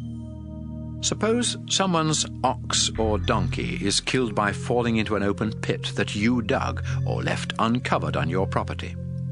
You must pay for the dead animal, and it becomes yours. If your bull kills someone else's, yours must be sold. Then the money from your bull and the meat from the dead bull must be divided equally between you and the other owner. If you refuse to fence in a bull that is known to attack others, you must pay for any animal it kills, but the dead animal will belong to you. Exodus 22. If you steal an ox and slaughter or sell it, you must replace it with 5 oxen. If you steal a sheep and slaughter or sell it, you must replace it with 4 sheep. But if you cannot afford to replace the animals, you must be sold as a slave to pay for what you have stolen. If you steal an ox, donkey, or sheep, and are caught with it still alive, you must pay the owner double. If you happen to kill a burglar who breaks into your home after dark, you are not guilty. But if you kill someone who breaks in during the day, you are guilty of murder. If you allow any of your animals to stray from your property and graze in someone else's field or vineyard, you must repay the damage from the best part of your own harvest of grapes and grain. If you carelessly let a fire spread from your property to someone else's, you must pay the owner for any crops or fields destroyed by the fire. Suppose a neighbor asked you to keep some silver or other valuables, and they are stolen from your house. If the thief is caught, the thief must repay double. But if the thief isn't caught, some judges will decide if you are the guilty one. Suppose two people claim to own the same ox or donkey or sheep or piece of clothing. Then the judges must decide the case, and the guilty person will pay the owner double. Suppose a neighbor who is going to be away asks you to keep a donkey or an ox or a sheep or some other animal, and it dies or gets injured or is stolen while no one is looking. If you swear with me as your witness that you did not harm the animal, you do not have to replace it. Your word is enough. But if the animal was stolen while in your care, you must replace it.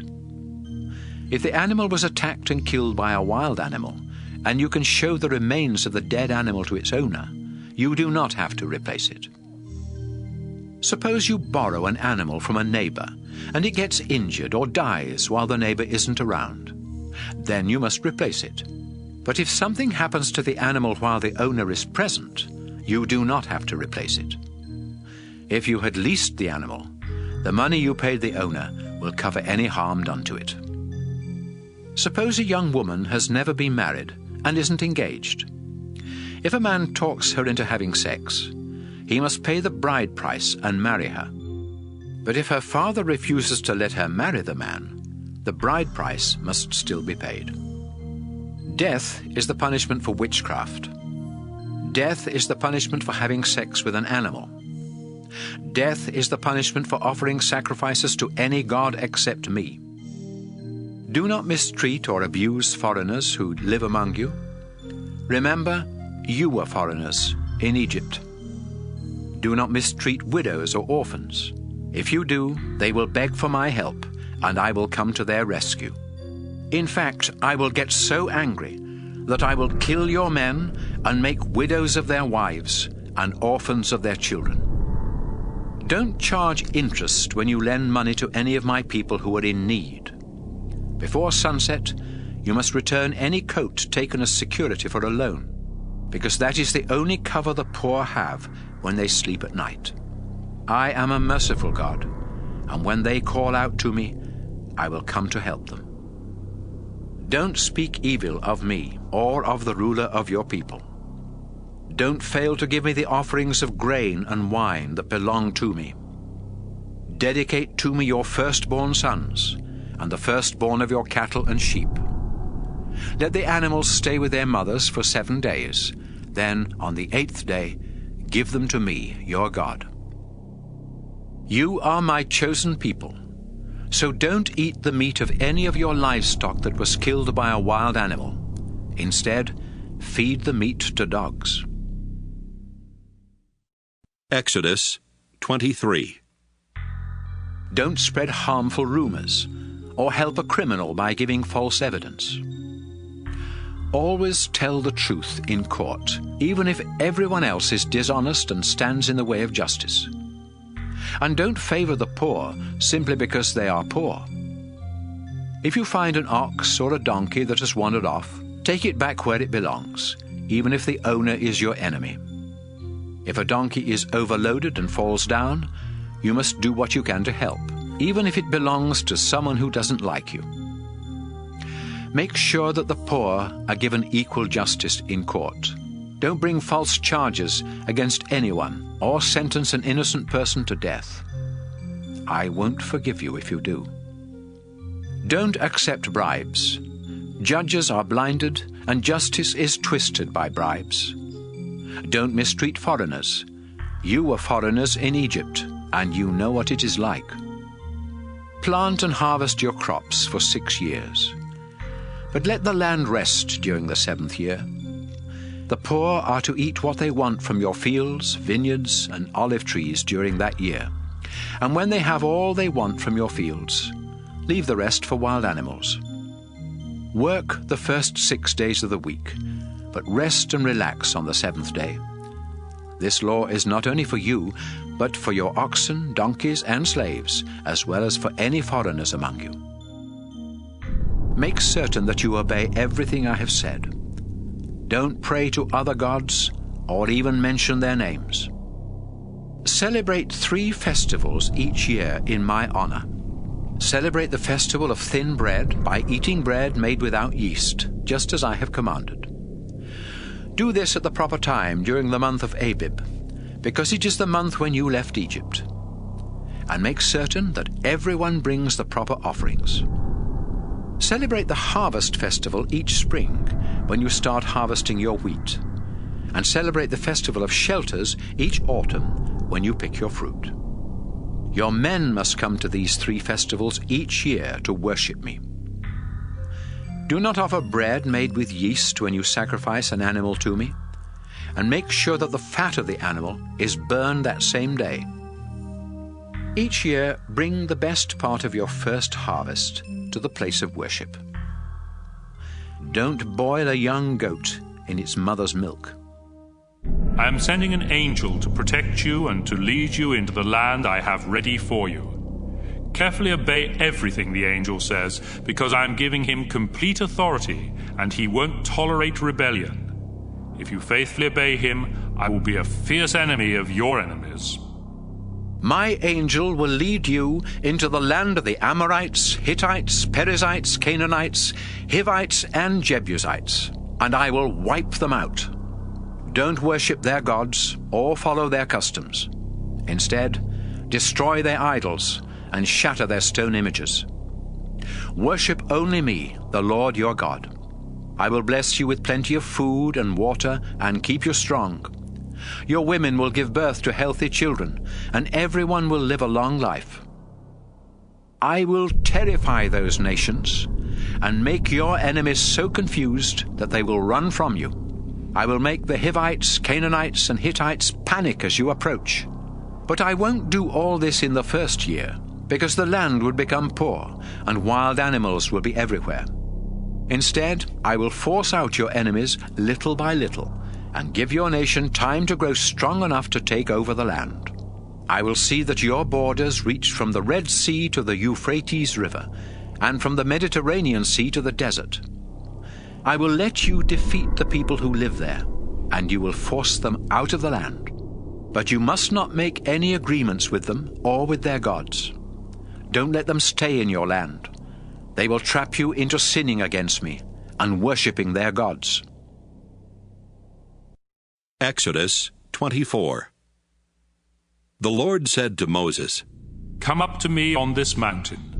Bring along Aaron, as well as his 2 sons, Nadab and Abihu, and 70 of Israel's leaders. They must worship me at a distance, but you are to come near. Don't let anyone else come up. Moses gave the Lord's instructions to the people, and they promised, We will do everything the Lord has commanded. Then Moses wrote down what the Lord had said. The next morning Moses got up early. He built an altar at the foot of the mountain and set up a large stone for each of the 12 tribes of Israel. He also sent some young men to burn offerings and to sacrifice bulls as special offerings to the Lord. Moses put half of the blood from the animals into bowls and sprinkled the rest on the altar. Then he read aloud the Lord's commands and promises, and the people shouted, We will obey the Lord and do everything he has commanded. Moses took the blood from the bowls and sprinkled it on the people. Next he told them, With this blood, the Lord makes his agreement with you. Moses and Aaron, together with Nadab and Abihu and the 70 leaders, went up the mountain and saw the God of Israel. Under his feet was something that looked like a pavement made out of sapphire, and it was as bright as the sky. Even though these leaders of Israel saw God, he did not punish them, so they ate and drank. The Lord said to Moses, "Come up on the mountain and stay here for a while. I will give you the 2 flat stones on which I have written the laws that my people must obey." Moses and Joshua, his assistant, got ready. Then Moses started up the mountain to meet with God. Moses had told the leaders, "Wait here until we come back. Aaron and Hur will be with you, and they can settle any arguments while we are away." When Moses went up on Mount Sinai, a cloud covered it, and the bright glory of the Lord came down and stayed there. The cloud covered the mountain for 6 days, and on the 7th day the Lord told Moses to come into the cloud. Moses did so, and stayed there 40 days and nights. To the people, the Lord's glory looked like a blazing fire on top of the mountain. Exodus 25. The Lord said to Moses, "Tell everyone in Israel who wants to give gifts that they must bring them to you. Here is a list of what you are to collect: gold, silver and bronze, blue, purple and red wool, fine linen, goat hair, tanned ram skins, fine leather, acacia wood, olive oil for the lamp, sweet-smelling spices to mix with the oil for dedicating the tent and ordaining the priests, and onyx stones for the sacred vest and the breastpiece. I also want them to build a special place where I can live among my people. Make it and its furnishings exactly like the pattern I will show you. Tell the people to build a chest of acacia wood 45 inches long, 27 inches wide, and 27 inches high. Cover it inside and out with pure gold, and put a gold edging around the lid. Make 4 gold rings, and fasten one of them to each of the 4 legs of the chest. Make 2 poles of acacia wood. Cover them with gold, and put them through the rings so the chest can be carried by the poles. Don't ever remove the poles from the rings. When I give you the 10 commandments written on 2 flat stones, put them inside the chest. Cover the lid of the chest with pure gold. Then hammer out 2 winged creatures of pure gold and fasten them to the lid at the ends of the chest. The creatures must face each other with their wings spread over the chest. Inside it, place the 2 flat stones with the 10 commandments and put the gold lid on top of the chest. I will meet you there between the 2 creatures and tell you what my people must do and what they must not do. Make a table of acacia wood 36 inches long, 18 inches wide, and 27 inches high. Cover it with pure gold and put a gold edging around it with a border 3 inches wide. Make 4 gold rings and attach one to each of the legs near the edging. The poles for carrying the table are to be placed through these rings and are to be made of acacia wood covered with gold. The table is to be kept in the holy place, and the sacred loaves of bread must always be put on it. All bowls, plates, jars, and cups for wine offerings are to be made of pure gold and set on this table. Make a lampstand of pure gold. The whole lampstand, including its decorative flowers, must be made from a single piece of hammered gold with 3 branches on each of its 2 sides. There are to be 3 decorative almond blossoms on each branch and 4 on the stem. There must also be a blossom where each pair of branches comes out from the stem. The lampstand, including its branches and decorative flowers, must be made from a single piece of hammered pure gold. The lamp on the top and those at the end of each of its 6 branches must be made so as to shine towards the front of the lampstand. The tongues and trays for taking care of the lamps are to be made of pure gold. The lampstand and its equipment will require 75 pounds of pure gold, and they must be made according to the pattern I showed you on the mountain. Exodus 26. Furnish the sacred tent with curtains made from 10 pieces of the finest linen. They must be woven with blue, purple, and red wool, and embroidered with figures of winged creatures. Make each piece 14 yards long and 2 yards wide, and sew them together into 2 curtains with 5 sections each. Put 50 loops of blue cloth along one of the wider sides of each curtain. Then fasten the 2 curtains at the loops with 50 gold hooks. As the material for the tent, use goat hair to weave 11 sections, 15 yards by 2 yards each. Sew 5 of the sections together to make 1 panel. Then sew the other 6 together to make a second panel, and fold the 6th section double over the front of the tent. Put 50 loops along one of the wider sides of each panel, and fasten the 2 panels at the loops with 50 bronze hooks. The panel of goat hair will be a yard longer than the tent itself, so fold half a yard of the material behind the tent on each side as a protective covering. Make 2 more coverings, one with ram skins dyed red and the other with fine leather. Build a framework of acacia wood for the walls of the sacred tent. Each frame is to be 15 feet high and 27 inches wide, with 2 wooden pegs near the bottom. Place 2 silver stands under each frame with sockets for the pegs, so the frames can be joined together. 20 of these frames are to be used along the south side, and 20 more along the north. For the back wall along the west side, use 6 frames, with 2 more at the southwest and northwest corners. Make certain that these corner frames are joined from top to bottom. Altogether, this back wall will have 8 frames with 2 silver stands under each one. Make 5 crossbars for each of the wooden frames, with the center crossbar running the full length of the wall. Cover the frames and the crossbars with gold, and attach gold rings to the frames to run the crossbars through. Then set up the tent in the way I showed you on the mountain. Make a curtain to separate the holy place from the most holy place. Use fine linen woven with blue, purple, and red wool, and embroidered with figures of winged creatures. Cover 4 acacia wood posts with gold, and set them each on a silver stand. Then fasten gold hooks to the posts, and hang the curtain there.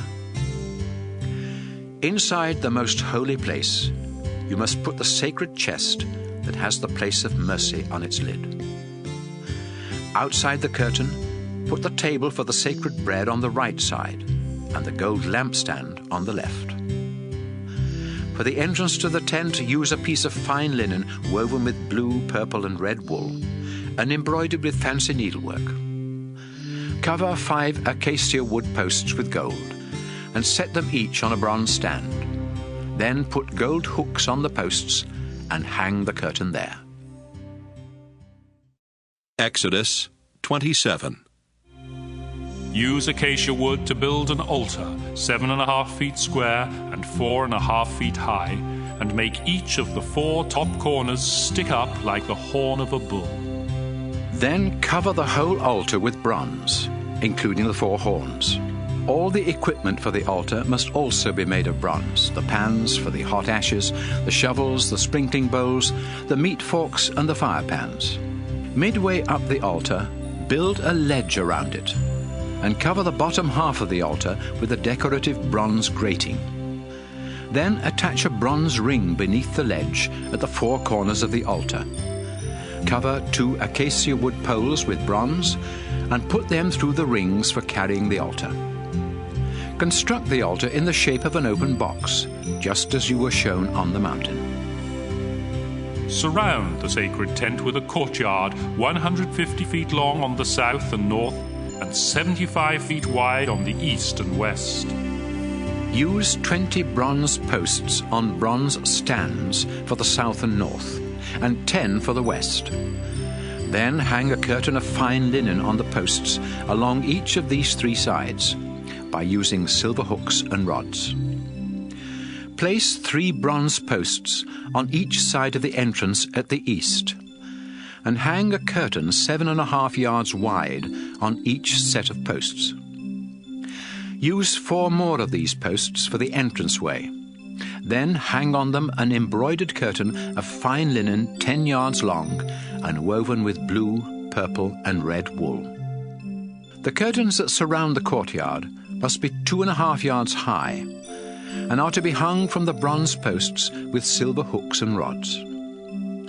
The rest of the equipment for the sacred tent must be made of bronze, including the pegs for the tent and for the curtain surrounding the courtyard. Command the people of Israel to supply you with the purest olive oil. Do this so the lamp will keep burning in front of the curtain that separates the holy place from the most holy place, where the sacred chest is kept. Aaron and his sons are responsible for keeping the lamp burning every night in the sacred tent. The Israelites must always obey this command. Exodus 28. Send for your brother Aaron and his sons, Nadab, Abihu, Eleazar, and Ithamar. They are the ones I have chosen from Israel to serve as my priests. Make Aaron some beautiful clothes that are worthy of a high priest. Aaron is to be dedicated as my high priest, and his clothes must be made only by persons who possess skills that I have given them. Here are the items that need to be made: a breastpiece, a priestly vest, a robe, an embroidered shirt, a turban, and a sash. These sacred clothes are to be made for your brother Aaron and his sons, who will be my priests. Only gold and fine linen, woven with blue, purple, and red wool, are to be used for making these clothes. The entire priestly vest must be made of fine linen skillfully woven with blue, purple, and red wool and decorated with gold. It is to have 2 shoulder straps to support it and a sash that fastens around the waist. Put 2 onyx stones in gold settings, then attach 1 to each of the shoulder straps.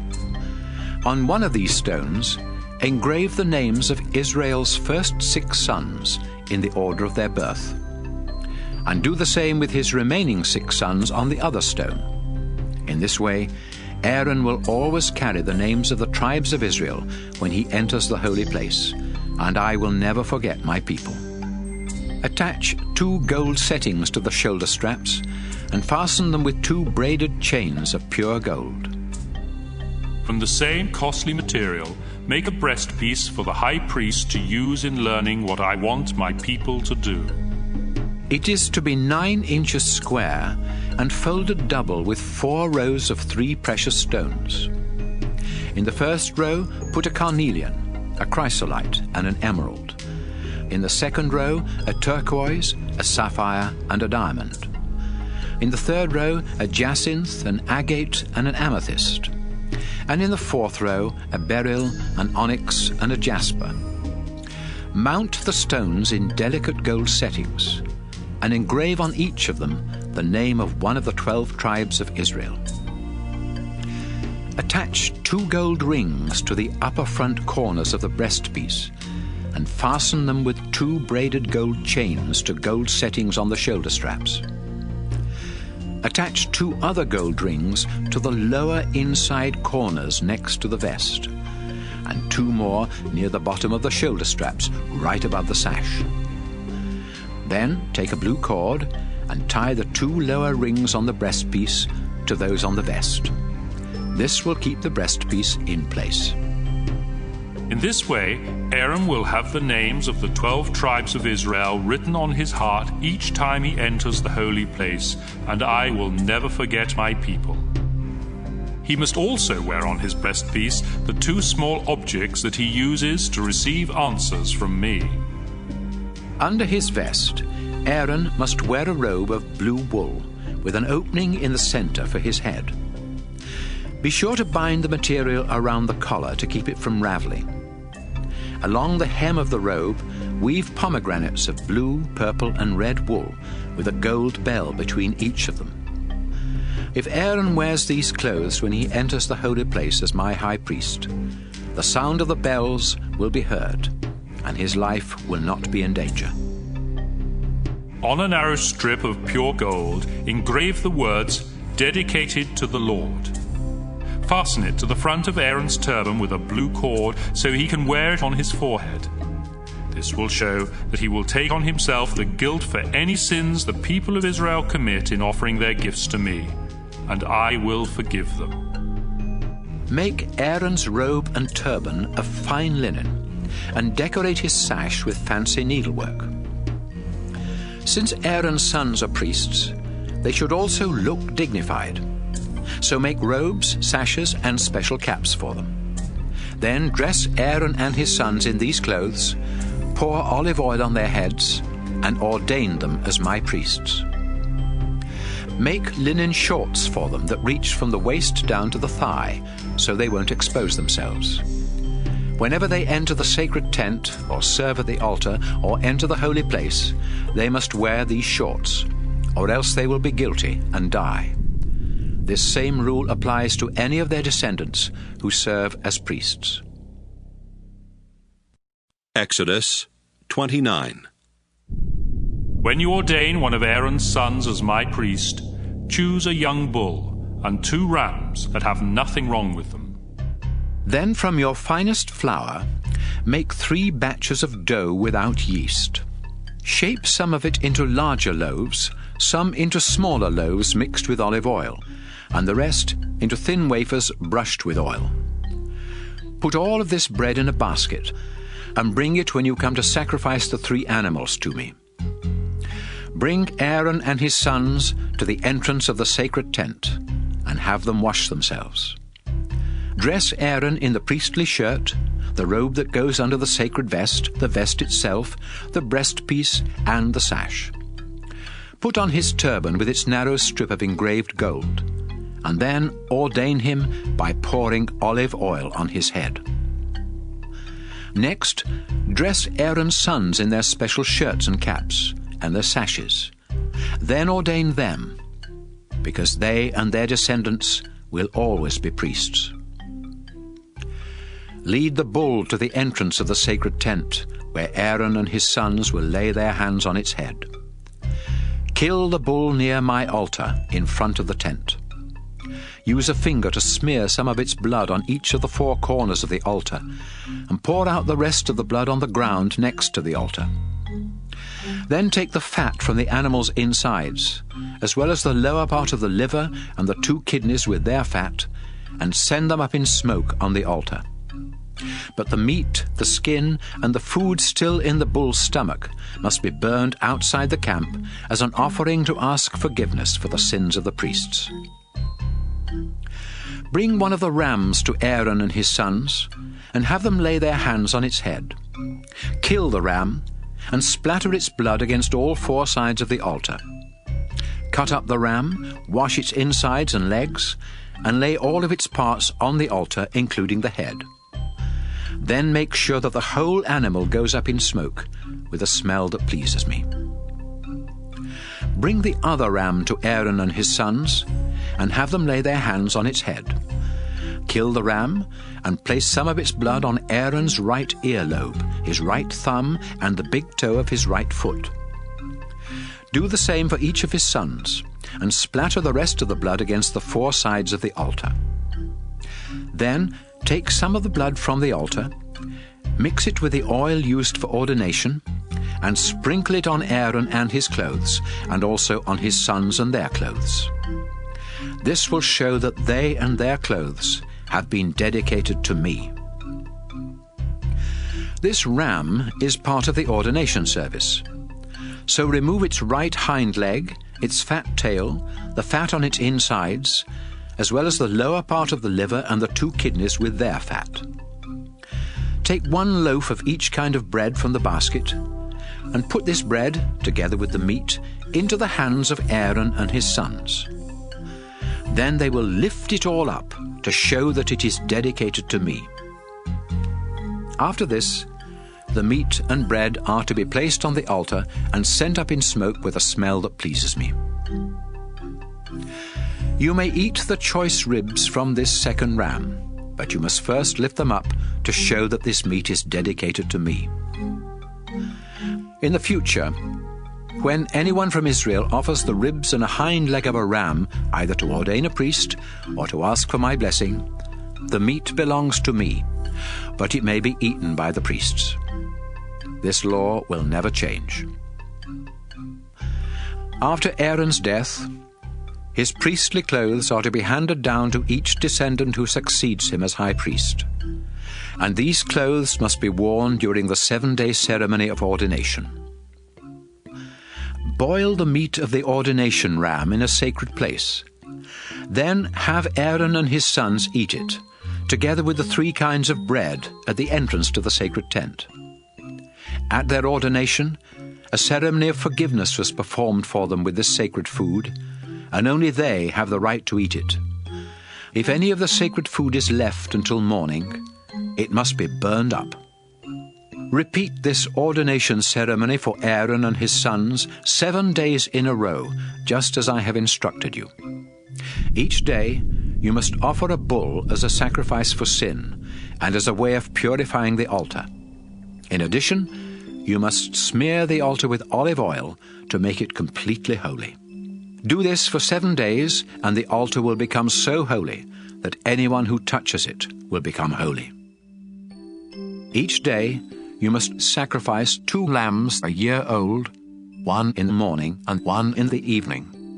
With each lamb, offer 2 pounds of your finest flour mixed with a quart of pure olive oil, and also pour out a quart of wine as an offering. The smell of this sacrifice on the fires of the altar will be pleasing to me. You and your descendants must always offer this sacrifice on the altar at the entrance to the sacred tent.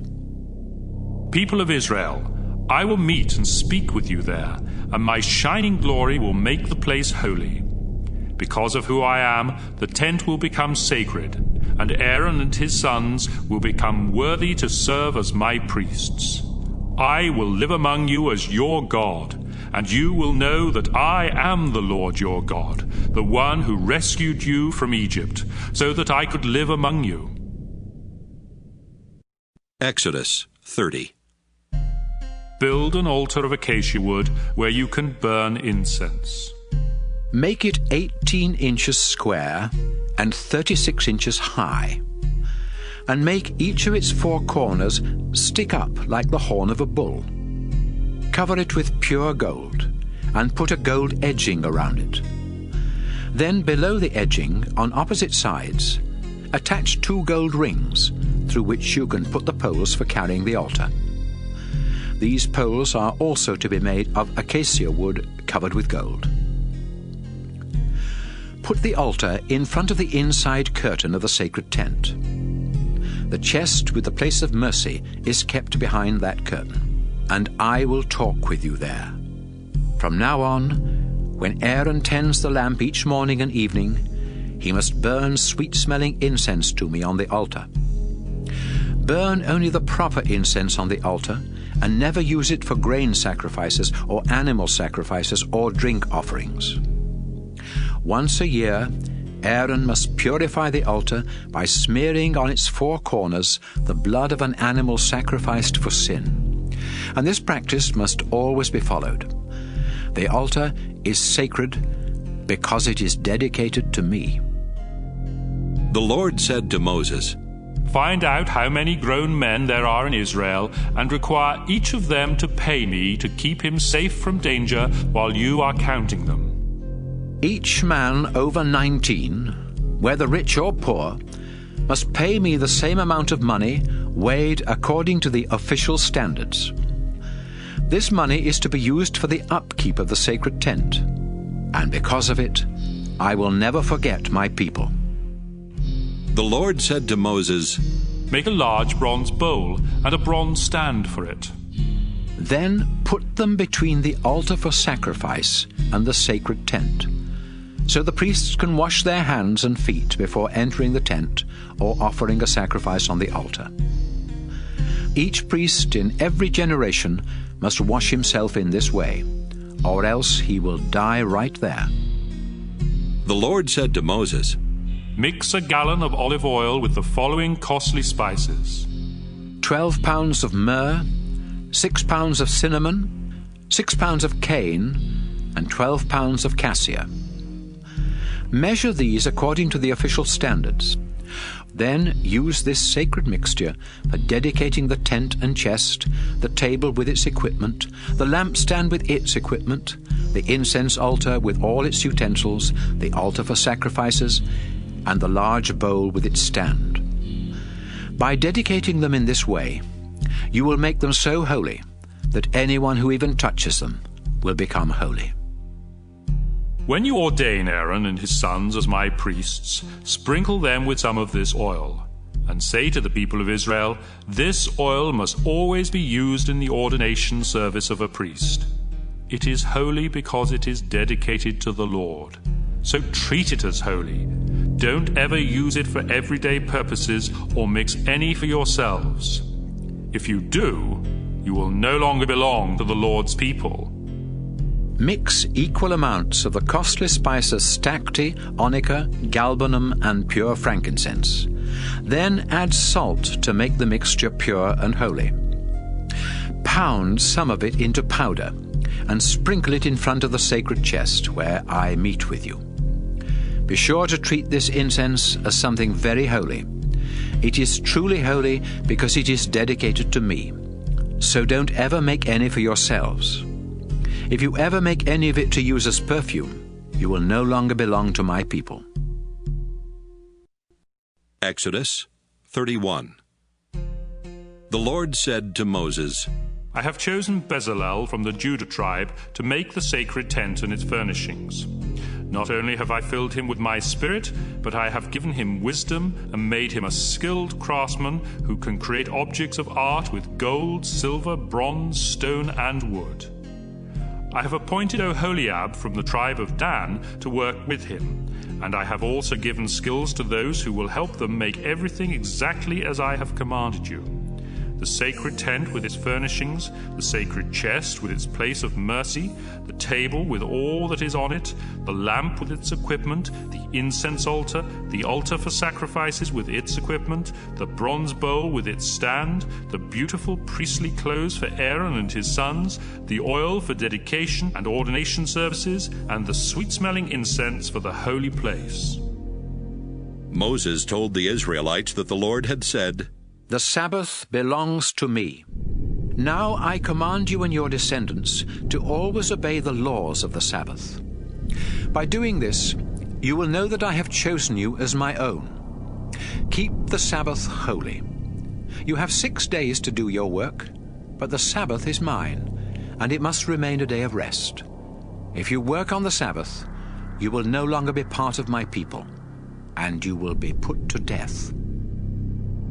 Every generation of Israelites must respect the Sabbath. This day will always serve as a reminder, both to me and to the Israelites, that I made the heavens and the earth in 6 days. Then, on the 7th day, I rested and relaxed. When God had finished speaking to Moses on Mount Sinai, he gave him the 2 flat stones on which he had written all of his laws with his own hand. Exodus 32. After the people saw that Moses had been on the mountain for a long time, they went to Aaron and said, Make us an image of a God who will lead and protect us. Moses brought us out of Egypt, but nobody knows what's happened to him. Aaron told them, Bring me the gold earrings that your wives and sons and daughters are wearing. Everybody took off their earrings and brought them to Aaron. Then he melted them and made an idol in the shape of a young bull. All the people said to one another, This is the God who brought us out of Egypt. When Aaron saw what was happening, he built an altar in front of the idol and said, Tomorrow we will celebrate in honor of the Lord. The people got up early the next morning and killed some animals to be used for sacrifices and others to be eaten. Then everyone ate and drank so much that they began to carry on like wild people. The Lord said to Moses, Hurry back down. Those people you led out of Egypt are acting like fools. They have already stopped obeying me and have made themselves an idol in the shape of a young bull. They have bowed down to it, offered sacrifices, and said that it is the God who brought them out of Egypt. Moses, I have seen how stubborn these people are, and I'm angry enough to destroy them, so don't try to stop me. But I will make your descendants into a great nation. Moses tried to get the Lord God to change his mind.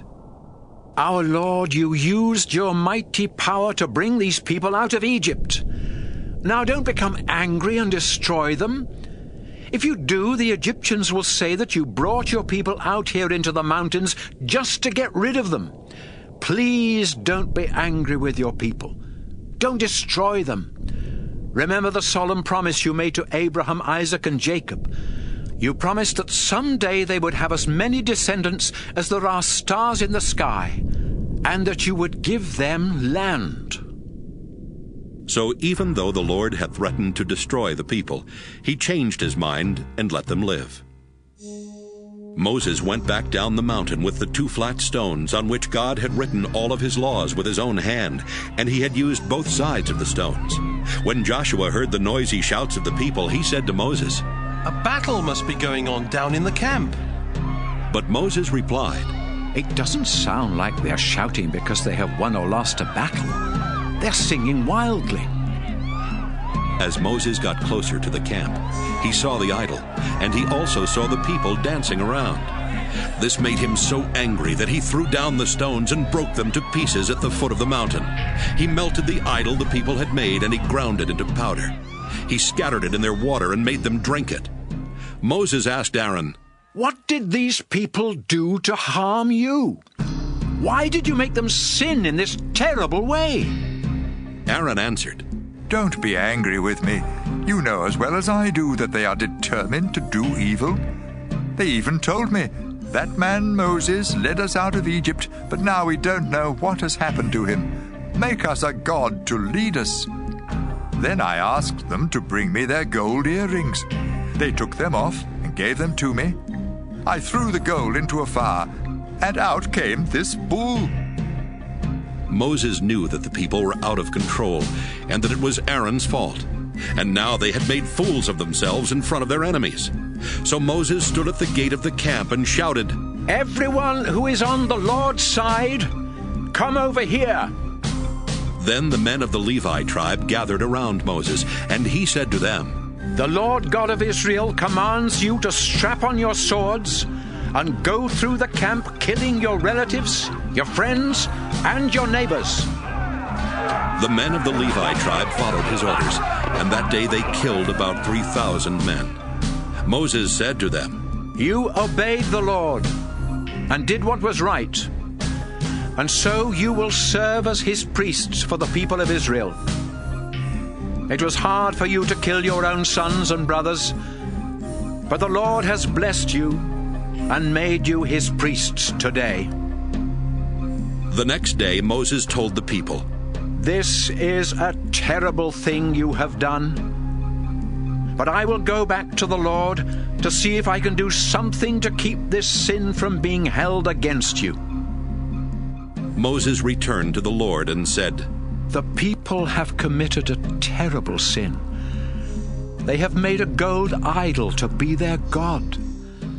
But I beg you to forgive them. If you don't, please wipe my name out of your book." The Lord replied, "I will wipe out of my book the name of everyone who has sinned against me. Now, take my people to the place I told you about, and my angel will lead you. But when the time comes, I will punish them for this sin." So the Lord punished the people of Israel with a terrible disease for talking Aaron into making the gold idol. Exodus 33. The Lord said to Moses, "You led the people of Israel out of Egypt. Now get ready to lead them to the land I promised their ancestors, Abraham, Isaac, and Jacob. It is a land rich with milk and honey, and I will send an angel to force out those people who live there: the Canaanites, the Amorites, the Hittites, the Perizzites, the Hivites, and the Jebusites. I would go with my people, but they are so rebellious that I would destroy them before they get there." Even before the Lord said these harsh things, he had told Moses, These people really are rebellious, and I would kill them at once if I went with them. But tell them to take off their fancy jewelry, then I'll decide what to do with them." So the people started mourning, and after leaving Mount Sinai, they stopped wearing fancy jewelry. Moses used to set up a tent far from camp. He called it the meeting tent, and whoever needed some message from the Lord would go there. Each time Moses went out to the tent, everyone would stand at the entrance to their own tents and watch him enter. Then they would bow down, because a thick cloud would come down in front of the tent, and the Lord would speak to Moses face to face, just like a friend. Afterwards, Moses would return to camp, but his young assistant Joshua would stay at the tent. Moses said to the Lord, "I know that you have told me to lead these people to the land you promised them. But you have not told me who my assistant will be. You have said that you are my friend, and that you are pleased with me. If this is true, let me know what your plans are. Then I can obey and continue to please you. And don't forget that you have chosen this nation to be your own." The Lord said, "I will go with you and give you peace." Then Moses replied, "If you aren't going with us, please don't make us leave this place. But if you do go with us, everyone will know that you are pleased with your people and with me. That way we will be different from the rest of the people on earth." So the Lord told him, "I will do what you have asked, because I am your friend, and I am pleased with you." Then Moses said, "I pray that you will let me see you in all of your glory." The Lord answered, "All right, I am the Lord, and I show mercy and kindness to anyone I choose. I will let you see my glory and hear my holy name. But I won't let you see my face, because anyone who sees my face will die. There is a rock not far from me. Stand beside it, and before I pass by in all of my shining glory, I will put you in a large crack in the rock. I will cover your eyes with my hand until I have passed by. Then I will take my hand away, and you will see my back. You will not see my face." Exodus 34. One day, the Lord said to Moses, "Cut 2 flat stones like the first ones I made, and I will write on them the same commandments that were on the 2 you broke. Be ready tomorrow morning to come up Mount Sinai and meet me at the top. No one is to come with you or to be on the mountain at all. Don't even let the sheep and cattle graze at the foot of the mountain." So Moses cut 2 flat stones like the first ones, and early the next morning he carried them to the top of Mount Sinai, just as the Lord had commanded. The Lord God came down in a cloud and stood beside Moses there on the mountain. God spoke his holy name, the Lord. Then he passed in front of Moses and called out, "I am the Lord God. I am merciful and very patient with my people. I show great love, and I can be trusted. I keep my promises to my people forever, but I also punish anyone who sins. When people sin, I punish them, and their children, and also their grandchildren and great-grandchildren." Moses quickly bowed down to the ground and worshipped the Lord. He prayed, "Lord, if you really are pleased with me, I pray that you will go with us.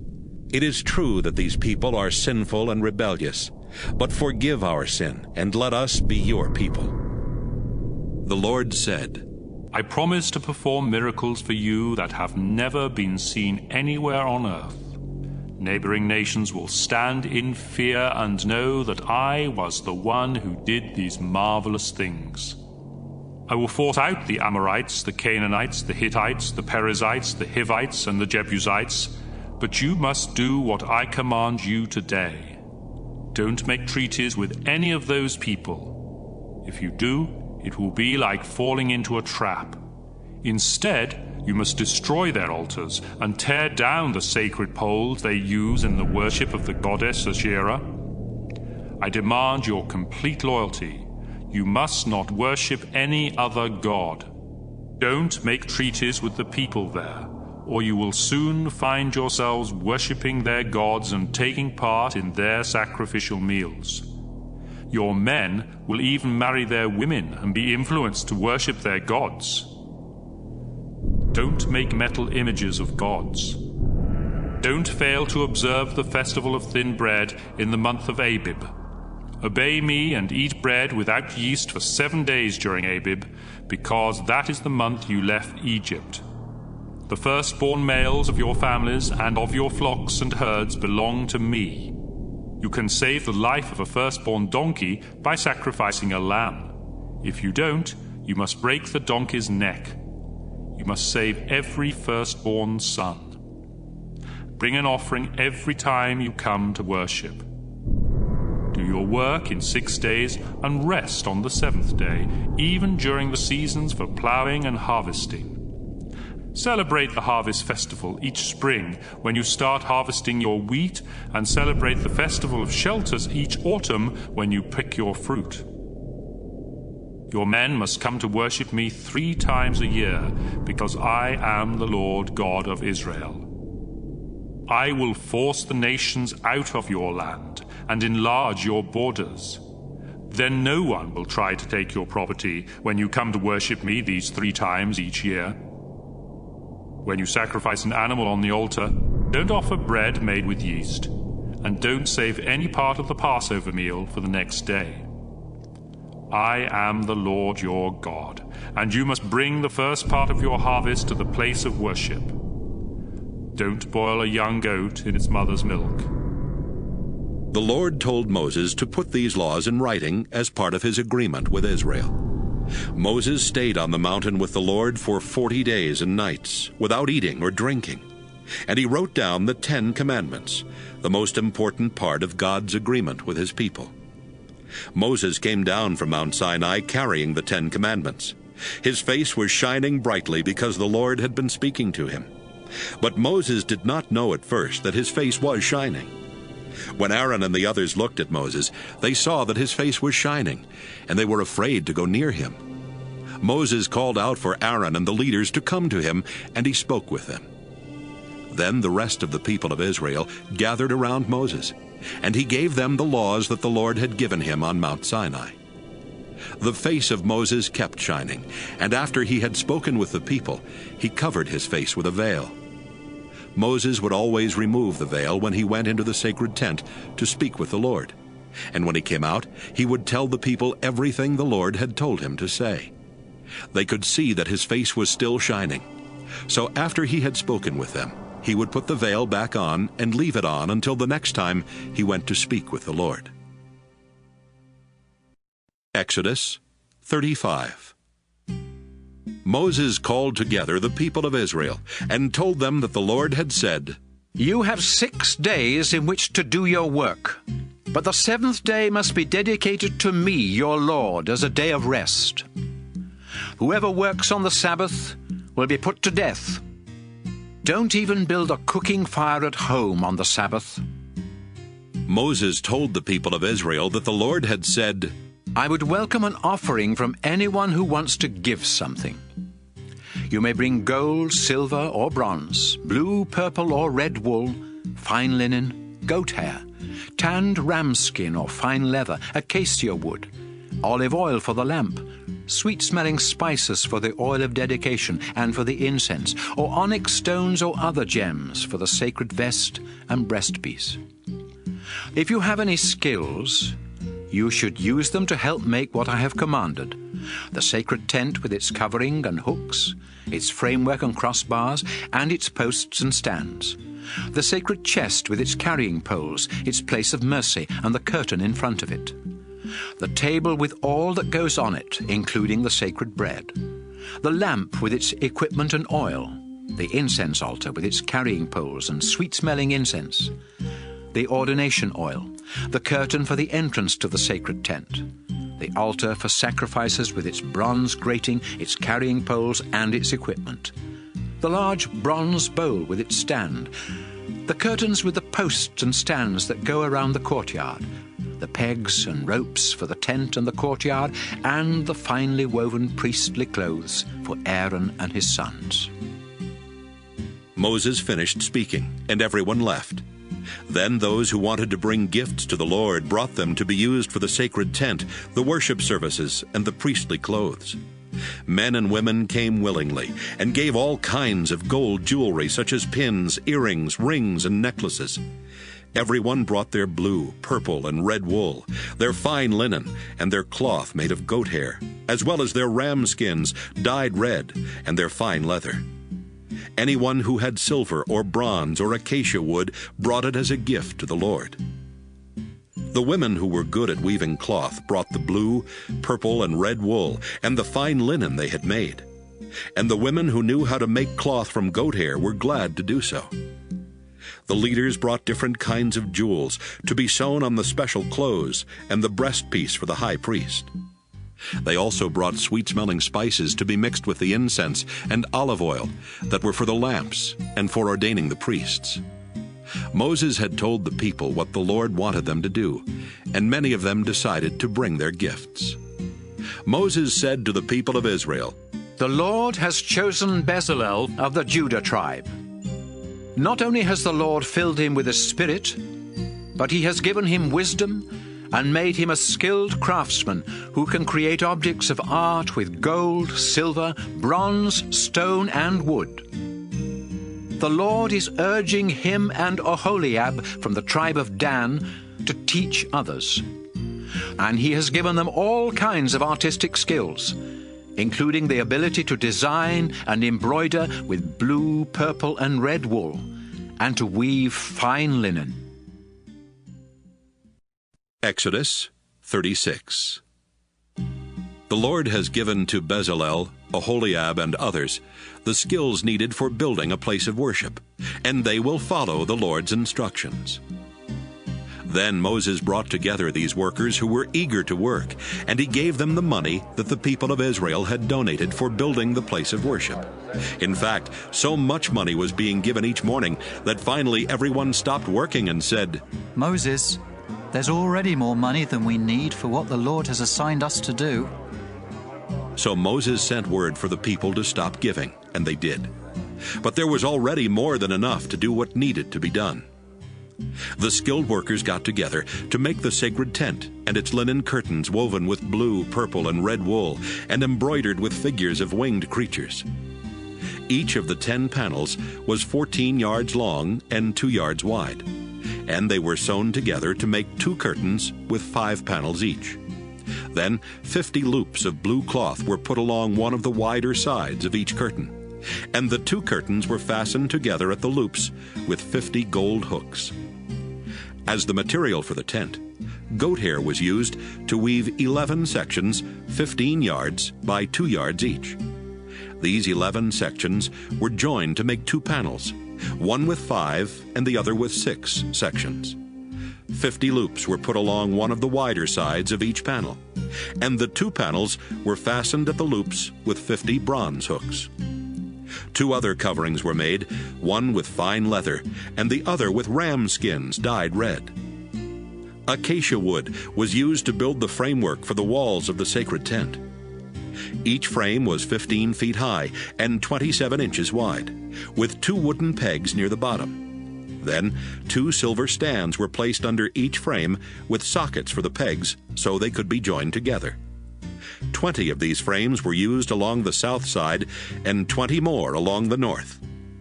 6 frames were used for the back wall along the west side, with 2 more at the southwest and northwest corners. These corner frames were joined from top to bottom. Altogether, along the back wall, there were 8 frames with 2 silver stands under each of them. 5 crossbars were made for each of the wooden frames, with the center crossbar running the full length of the wall. The frames and crossbars were covered with gold, and gold rings were attached to the frames to run the crossbars through. They made the inside curtain of fine linen woven with blue, purple, and red wool, and embroidered with figures of winged creatures. They also made 4 acacia wood posts and covered them with gold. Then gold rings were fastened to the posts, which were set on silver stands. For the entrance to the tent, they used a curtain of fine linen woven with blue, purple, and red wool and embroidered with fancy needlework. They made 5 posts, covered them completely with gold, and set them each on a gold-covered bronze stand. Finally, they attached hooks for the curtain.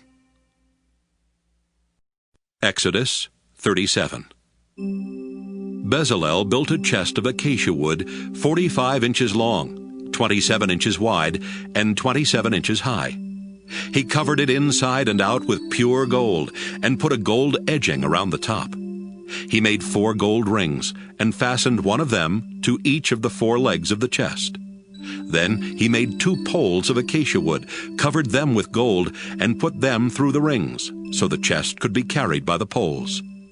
The entire lid of the chest, which was also covered with pure gold, was the place of mercy. On each of the 2 ends of the chest, he made a winged creature of hammered gold. They faced each other, and their wings covered the place of mercy. Bezalel built a table of acacia wood 36 inches long, 18 inches wide, and 27 inches high. He covered it with pure gold and put a gold edging around it with a border 3 inches wide. He made 4 gold rings and attached one to each of the legs near the edging.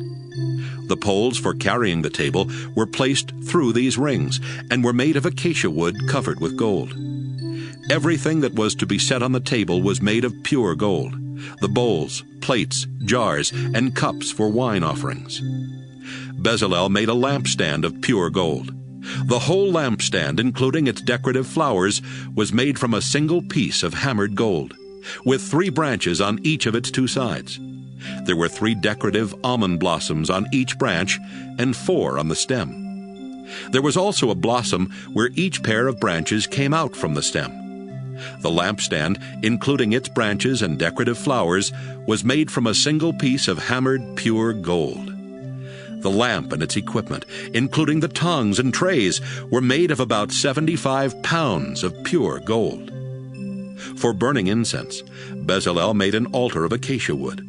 It was 18 inches square and 36 inches high, with each of its 4 corners sticking up like the horn of a bull.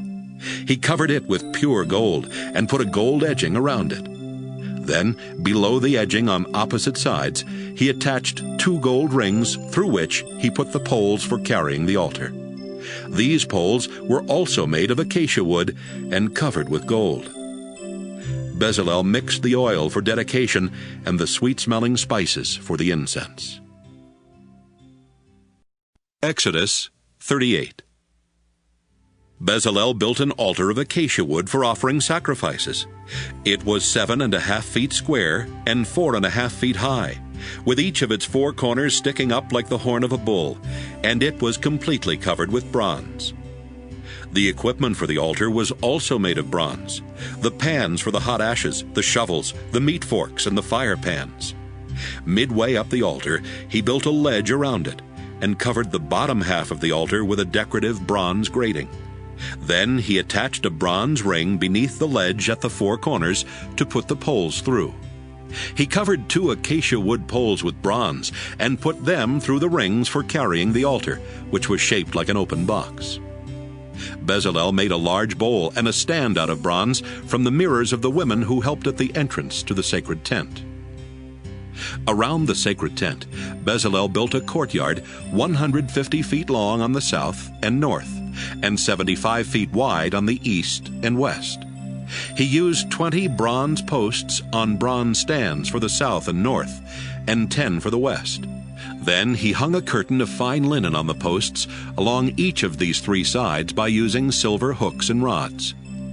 He placed 3 bronze posts on each side of the entrance at the east, and hung a curtain 7.5 yards wide on each set of posts. For the entrance to the courtyard, Bezalel made a curtain 10 yards long, which he hung on 4 bronze posts that were set on bronze stands. This curtain was the same height as the one for the rest of the courtyard, and was made of fine linen embroidered and woven with blue, purple, and red wool. He hung the curtain on the 4 posts using silver hooks and rods. The pegs for the tent and for the curtain around the tent were made of bronze. Bezalel had worked closely with Aholiab, who was an expert at designing and engraving and at embroidering blue, purple, and red wool. The two of them completed the work that the Lord had commanded. Moses made Aaron's son Ithamar responsible for keeping record of the metals used for the sacred tent. According to the official weights, the amount of gold given was 2,209 pounds, and the silver that was collected when the people were counted came to 7,550 pounds. Everyone who was counted paid the required amount, and there was a total of 603,550 men who were 20 years old or older. 75 pounds of the silver were used to make each of the 100 stands for the sacred tent and the curtain. The remaining 50 pounds of silver were used for the hooks and rods and for covering the tops of the posts. 5,300 pounds of bronze were given, and it was used to make the stands for the entrance to the tent, the altar and its grating, the equipment for the altar, the stands for the posts that surrounded the courtyard, including those at the entrance to the courtyard, and the pegs for the tent and the courtyard. Exodus 39. Beautiful priestly clothes were made of blue, purple, and red wool for Aaron to wear when he performed his duties in the holy place. This was done exactly as the Lord had commanded Moses. The entire priestly vest was made of fine linen, woven with blue, purple, and red wool. Thin sheets of gold were hammered out and cut into threads that were skillfully woven into the vest. It had 2 shoulder straps to support it and a sash that fastened around the waist. Onyx stones were placed in gold settings, and each one was engraved with the name of one of Israel's sons. Then these were attached to the shoulder straps of the vest, so the Lord would never forget his people. Everything was done exactly as the Lord had commanded Moses. The breastpiece was made with the same materials and designs as the priestly vest. It was 9 inches square and folded double with 4 rows of 3 precious stones. A carnelian, a chrysolite, and an emerald were in the first row. A turquoise, a sapphire, and a diamond were in the second row. A jacinth, an agate, and an amethyst were in the third row. And a beryl, an onyx, and a jasper were in the fourth row. They were mounted in a delicate gold setting, and on each of them was engraved the name of one of the 12 tribes of Israel. 2 gold rings were attached to the upper front corners of the breastpiece and fastened with 2 braided gold chains to gold settings on the shoulder straps. 2 other gold rings were attached to the lower inside corners next to the vest, and 2 more near the bottom of the shoulder straps right above the sash. To keep the breastpiece in place, a blue cord was used to tie the 2 lower rings on the breastpiece to those on the vest. These things were done exactly as the Lord had commanded Moses. The priestly robe was made of blue wool, with an opening in the center for the head. The material around the collar was bound so as to keep it from raveling. Along the hem of the robe were woven pomegranates of blue, purple, and red wool, with a belt of pure gold between each of them. This robe was to be worn by Aaron when he performed his duties. Everything that Aaron and his sons wore was made of fine linen woven with blue, purple, and red wool, including their robes and turbans, their fancy caps and underwear, and even their sashes that were embroidered with needlework. Dedicated to the Lord was engraved on a narrow strip of pure gold, which was fastened to Aaron's turban. These things were done exactly as the Lord had commanded Moses. So the people of Israel finished making everything the Lord had told Moses to make.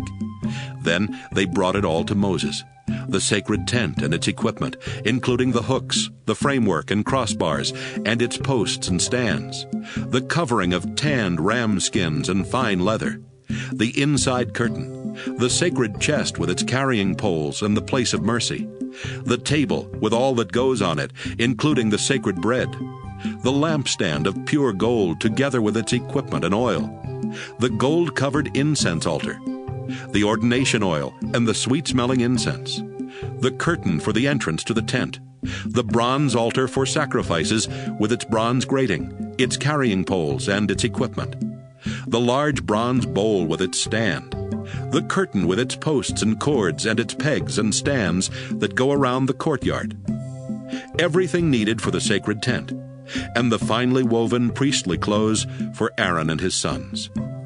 When Moses saw that the people had done everything exactly as the Lord had commanded, he gave them his blessing. Exodus 40. The Lord said to Moses, "Set up my tent on the first day of the year, and put the chest with the 10 Commandments behind the inside curtain of the tent. Bring in the table, and set on it those things that are made for it. Also bring in the lampstand, and attach the lamps to it. Then place the gold altar of incense in front of the sacred chest, and hang a curtain at the entrance to the tent. Set the altar for burning sacrifices in front of the entrance to my tent. Put the large bronze bowl between the tent and the altar, and fill the bowl with water. Surround the tent and the altar with the wall of curtains, and hang the curtain that was made for the entrance. Use the sacred olive oil to dedicate the tent and everything in it to me.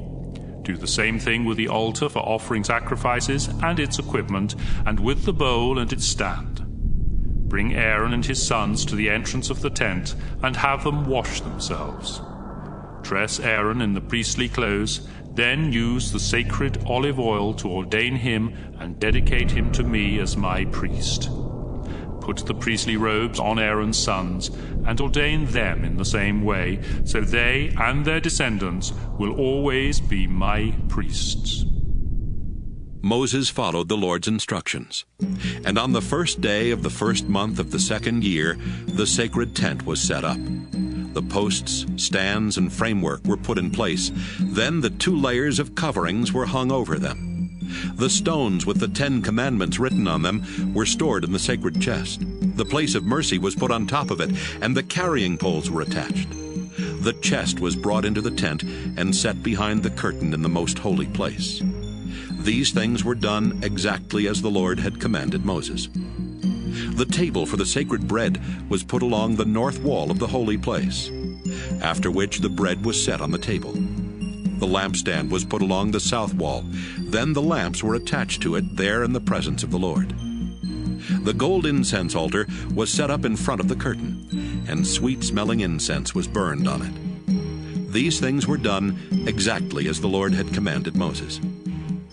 The curtain was hung at the entrance to the sacred tent. Then the altar for offering sacrifices was put in front of the tent, and animal sacrifices and gifts of grain were offered there. The large bronze bowl was placed between the altar and the entrance to the tent. It was filled with water. Then Moses and Aaron, together with Aaron's sons, washed their hands and feet. In fact, they washed each time before entering the tent or offering sacrifices at the altar. These things were done exactly as the Lord had commanded Moses. Finally, Moses had the curtain hung around the courtyard.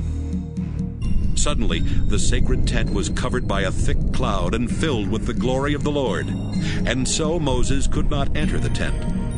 Whenever the cloud moved from the tent, the people would break camp and follow. Then they would set up camp and stay there until it moved again. No matter where the people traveled, the Lord was with them.